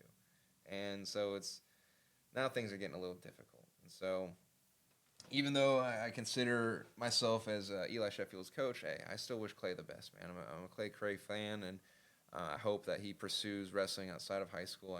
He definitely is talented enough to do so. Right. But I'm beating a dead horse here. Yeah. We did talk about 165. We talked about James and BJ and Parker. I was really bummed out that I didn't see BJ and Parker wrestling. I think that's a really highly anticipated match. Yeah. It's gonna, like I said, to tell you the truth, it's gonna be competitive. I think because they're both funky as heck. BJ likes to scramble. He likes to do unorthodox things. He can keep a high pace. I think that's where Parker kind of struggles a little bit. I think when he gets taken to those deep waters and has that high pace, I don't think he can keep up as well. So I think that favors kind of in BJ's court. But at the same time, Parker can scramble. And so if BJ throws a scramble position, Parker can easily, get the top position. So I couldn't tell you who I think is the favorite in that match. I think they stack up together very well, and I'm very excited to see them wrestle. Obviously, they both didn't do very well against James Trupker, but again, we've already talked about. You ain't got to worry about him you in ain't the gotta north worry half about that of state. stuff, man. And y'all are gonna get to that level, so there ain't nothing to worry about there. And on that, man, I think I was talking to one of the Millington Central coaches, and I believe James was a Perler qualifying finalist. Like, I mean, Oh, he's talented, like, make no mistake about it. Like, this kid is the real deal. He's good, yeah. Like, he's the real deal. That's why I said he's a bridesmaid, not a bride. Like, he's just, and I talked to those coaches too. He just, like I said, he gets in his head during those blood runs. And that's the mental aspect of wrestling. It's like you put all this pressure on yourself where it's like, I have to win this match. And then before you know it, you're gun shy and you're nervous and you're not gonna shoot, or you're nervous about taking a stand up, or you freeze, and that happens. And so like you get to that blood round where it's like, I have to win this match, otherwise I don't get a medal. And when you wrestle scared to lose, well then, yep. Sometimes you just lose anyway. Yeah. It's like you always go out there to win. Like that's a good point. It's like, don't wrestle to not lose. Exactly. Like, always wrestle to win. And let the chips fall where they may. Just bring your best technique. Doesn't matter what he's got. Doesn't matter who he's beat. He ain't beat you today, don't matter. Which I've reframed that to just, hey, wrestle to score points. Wrestle to get a takedown. Wrestle to get an escape. Every time you're in a position to score. Everything else will work itself out, man. Well, so in fighting, one of the things that I preach to my fighters is, it's not about winning the round. It's not about winning the fight. It's about winning the exchanges. Like, win the exchanges. Every time you every time you come in contact, every time you put your hands on each other, win that exchange. Like, whenever you separate or whatever, like, you be the one that come out better from that exchange. Like, if you can break it down to the smallest form, it's like, that's where you'll find the success. If you win the exchanges, you'll win the round. You'll win the period. If you win the periods and you keep winning exchanges, you'll win the match. 100%, man. I mean, I know I have one kid in particular that I'm thinking of, but this applies to all wrestlers, where it's just like, let's do short-term goals in this match. Let's get our first short-term goal is get a takedown. The next short-term goal is keep him flat. The next short-term goal is get a half. Get some back points. Maybe cut him. Let's get another takedown. And before you know it, if you meet all these short-term goals, the score is going to reflect a win. That's right. So, because I know that's something that I struggle with in my career, was this, like, oh, I have to win this, or, oh, gosh, I'm in front of a crowd. What do I do? Or, oh, I'm going to embarrass myself. No, just, hey, I hate to call it this. Forgive me, all the real wrestlers out there. At the end of the day, it is a game. There's rules, there's point systems, there's scoring opportunities. So, hey, let me just go out there. Let me try and get a takedown. If I can get a takedown, let me try and get 2 takedowns. Let me try and get 3, 4, 5, so on and so forth. And before you know it, if you just do that, like I said, Tripp got about 10 takedowns. And he won the match just fine. Yeah. So if you just think of it like that, I think it takes a lot of pressure off your shoulders. It does. Now, ultimately, you can't get rid of that pressure. I mean, it's hard when you're in a singlet in front of all these eyes, and in a combat situation, you're gonna have anxiety. But there's ways of thinking about the situation that I think helps alleviate that anxiety a little bit. Always. And then, man, wrestling is a crazy sport, dude. But I want to talk about. There's 2 more weight classes I definitely want to get to. No, 3 weight classes I definitely want to get to. And then if there's anything else, please let me know, because, like I said, folks, there's a lot of wrestling, a lot of names, a lot of faces, and we've been talking probably for a hot minute now. So yeah, my brain's probably not as sharp as it was when we started, but I definitely want to give 126 Aiden Bates his credit. He is, as I've always said, he's a fighter. He wants to get out there. You want to talk about a kid who hates to lose? Aiden Bates. He hates to lose. And he got a little emotional because he bucked up against a Millington Central kid. And Bates, I don't know why, like that Millington Central kid, he's a transplant from Ohio. I met his dad this past summer, and that kid, he's having a really great season. His only losses are to nationally ranked kids out of Tennessee. So it's like you lost against a really quality kid. Yeah. So it's like there's nothing to be ashamed about or embarrassed about. And what I'm most proud about Bates is that you have to kill him for him to stop moving. Yeah. Like, even though he's almost getting tagged, he is still just attacking. Like, and that's something you can't coach a kid. He just has it in him. He has a dog inside of him, and he wants to fight. And so he had a third place finish. He bounced back from that semifinals loss, and that's something I had to get in his ear about because I saw him on some Sad Boy stuff over in the stairwell, and I had to get in his ear. It's like, dude, hey, the day's not over yet, dude. Yeah. Especially, and this applies to all wrestlers everywhere, especially with the state tournament coming up. When it comes to tournament play, hey, I don't care how sad you feel, how sorry you're feeling about yourself, I wanted to get gold. Yeah, of course you did. But now the first place now is third place. Not just for your own pride, your own respect, and your own resilience, but also team points. Right. Because Millington got first, but North Pontotoc got second. They beat Lewisburg to get second place. And they only did it by a couple points. And I guarantee you, Aiden Bates going from the backside all the way to those consolation finals to get that third place finish was huge. Elevated North Pontotoc to that second place finish. So realize that everything's bigger than people keep saying wrestling is this individual sport, and we got to get out of that mentality. Wrestling is much bigger than one person.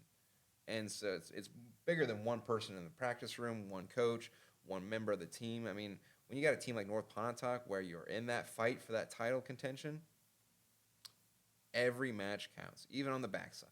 So, yeah, you might feel sorry that, you came for first place. But, hey, third's the new first.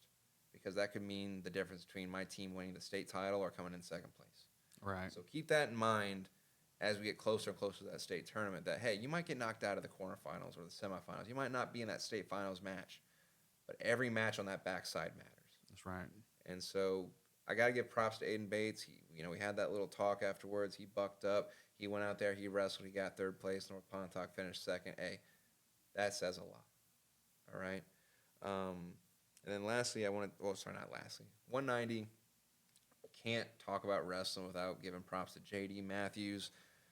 That kid is continuing to impress me this season, man. Yeah. I mean, he gutted out a lot of wins on Saturday, and he made it to the finals. Then he ran into that buzzsaw, Case Kincaid. Man. Which, I mean, everything that's been said about Case has been said. I mean, we could brag about him some more, but we're probably going to brag about him throughout the season. So it's JD's turn.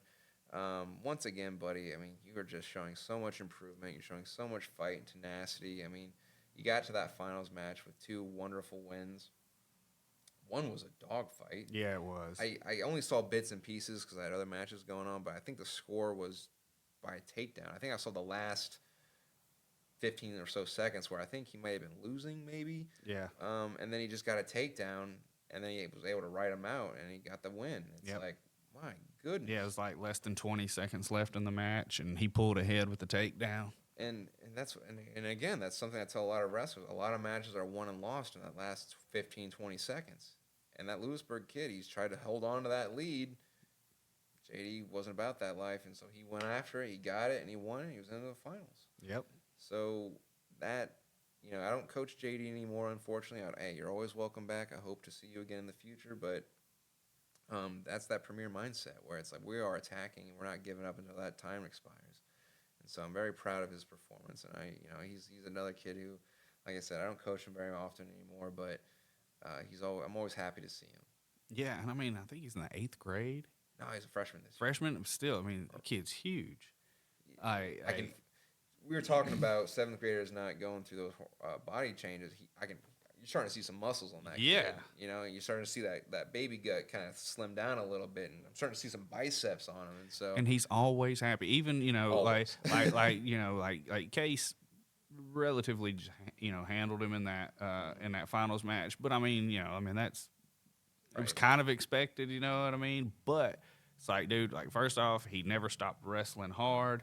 And had a bloody nose at the end of it. Instead of the blood time, they finished it out. But he got up as happy as could be, man, smiling. Like you could tell he really enjoys wrestling. Like he loves it. And I just got to Case and Cave, man. Like hey, man, that dude, he does his thing. Like he had a loss early in the season. Probably unexpected, but hey, man, he's looked dominant. Since then, and. But that match with him and JD, it's like you could tell. Like, I don't really know the words I'm trying to say. It's like you could tell. Like Case was, JD was making it competitive, and Case was working him. know what I mean? Like he was giving him the minutes, giving him, Oh yeah, I see what you know what I'm saying? Like I don't really know a way to say it without like trying to sound like he was giving it to, because he wasn't giving it to him by any means, but it's like JD was battling extremely hard in that match, and Case still was, man, he did his thing, man. Like I don't really know a better way to say it, man. But he's just, man, he just looks good out there, It is what it is, man. Another thing, I'm always on the fence about this because when I was coming up, you really didn't make friends. You weren't socializing and goofing off with kids from other schools or all this stuff. Now, if you competed at the same club, that was to be expected. But Mississippi, everyone just wants to be friends with everybody, and they're always goofing off and hanging out with each other, which I can't tell if that's like a bygone thing from like a generation, like I'm just an old man shaking my fist at the air or what. But that's one of those wholesome moments because the nice thing about this Pontotoc, Union, Lee County, we're all so close to each other. We see each other all the time, and whether or not you compete in the same club, you're still seeing each other multiple times in a week. And so you develop these relationships. And I didn't see the match, but I heard people talk about it. And so what it sounds like you're describing is that Case was giving him mat time. And it sounds like he was forcing him to be competitive and giving him those opportunities to work on the stuff that he works on in the room. That right there is exactly what I'm sitting there saying. It's Case probably could have went out there and made it quick. Especially because JD, man, he had just been in some battles. And you could see like physically he was kind of wearing it a little bit.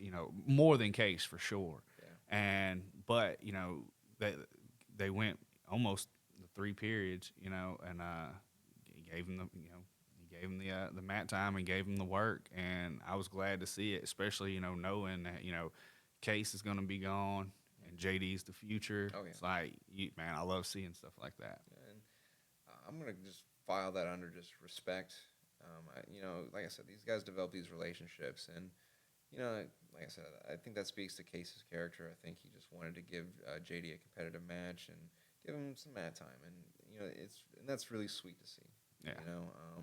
I even saw that at the first of the year, Hunter Button was going up against a very inexperienced heavyweight, and for God's sakes, he almost let him score on him. Yeah. You know what I mean? And I don't know how I necessarily feel about going that far to where it's like you're giving up points or whatever, but I remember doing that when I was in high school too, where it's like we were in a situation where we would send multiple guys in a tournament. I would face my teammates, and it's just like, yeah, get in this position, and I'd be me trying to coach them through a position at that moment in time, and it's like, so part of me is like, that's really wholesome, that's very sweet, and it's a testament to what this community is ultimately what it should be about. But then I have my toxic masculinity saying, forget that. Yeah. Go out there and dominate, fight. Yeah. Why are we making friends? Yeah, yeah. So I got these two sides to me that I still can't decide where I fall on this, but it's hard to see something like that and be angry about it. It's a very sweet moment. Which, let's talk about 215 and heavyweight and start wrapping things up. Yeah, we'll get it wrapped up. My eyes are getting a little tired, dude. 215, I really just want to give props to Rex Forsyth.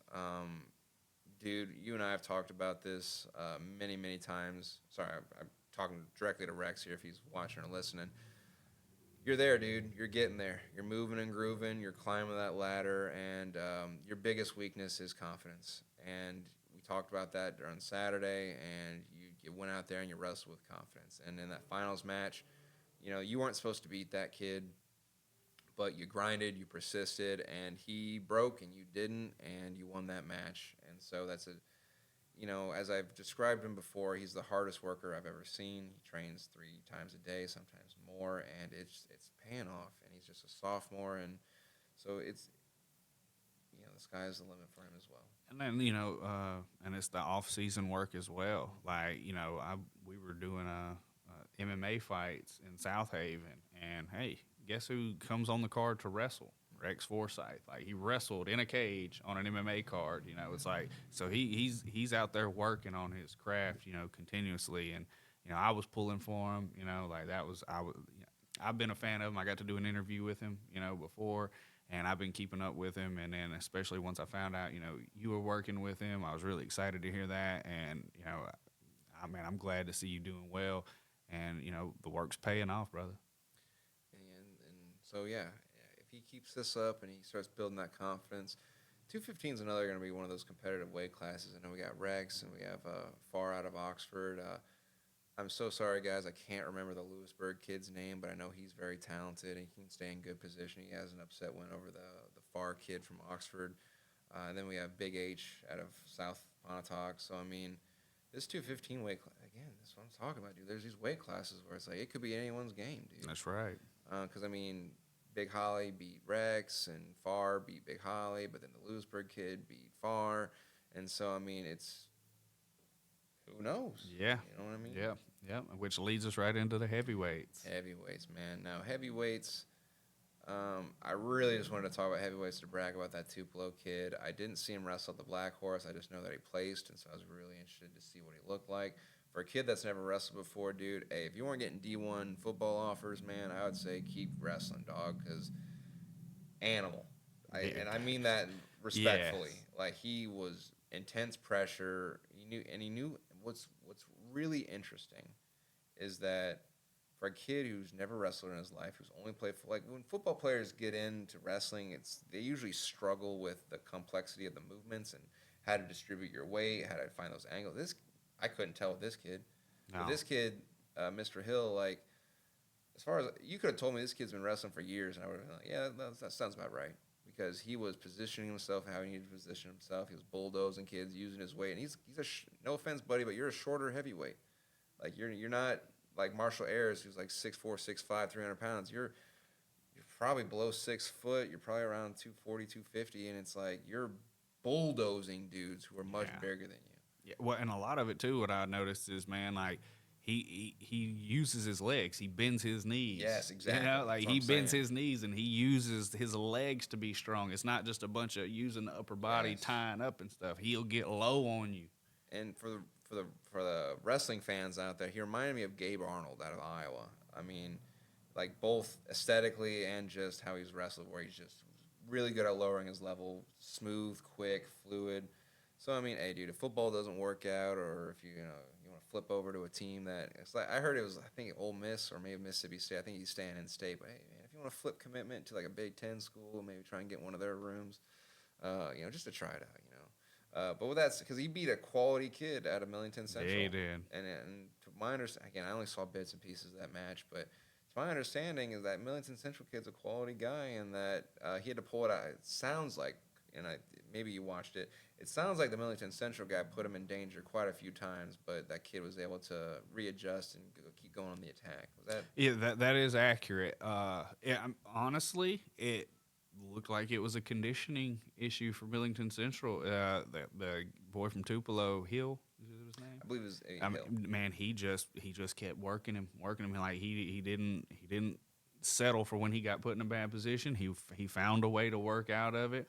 And he just kept grinding and just being tough, And a lot of it was getting lower than him, pushing on him, making that guy, almost frustrating him. And where he was coming in trying to do some things that he shouldn't have been doing against, an athlete like that.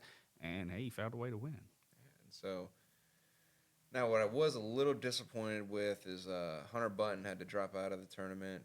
French camp is weird. They have obligations that other schools don't. And so they had a school obligation that they had to go to. So they had a hard cutoff time in the afternoon. So as soon as that time came, all of them had to pack up and leave, which is unfortunate because, again, Hunter Button is one of those kids. He's undefeated on the season. I think he's my early favorite to kind of not just win the North Half, win the whole thing.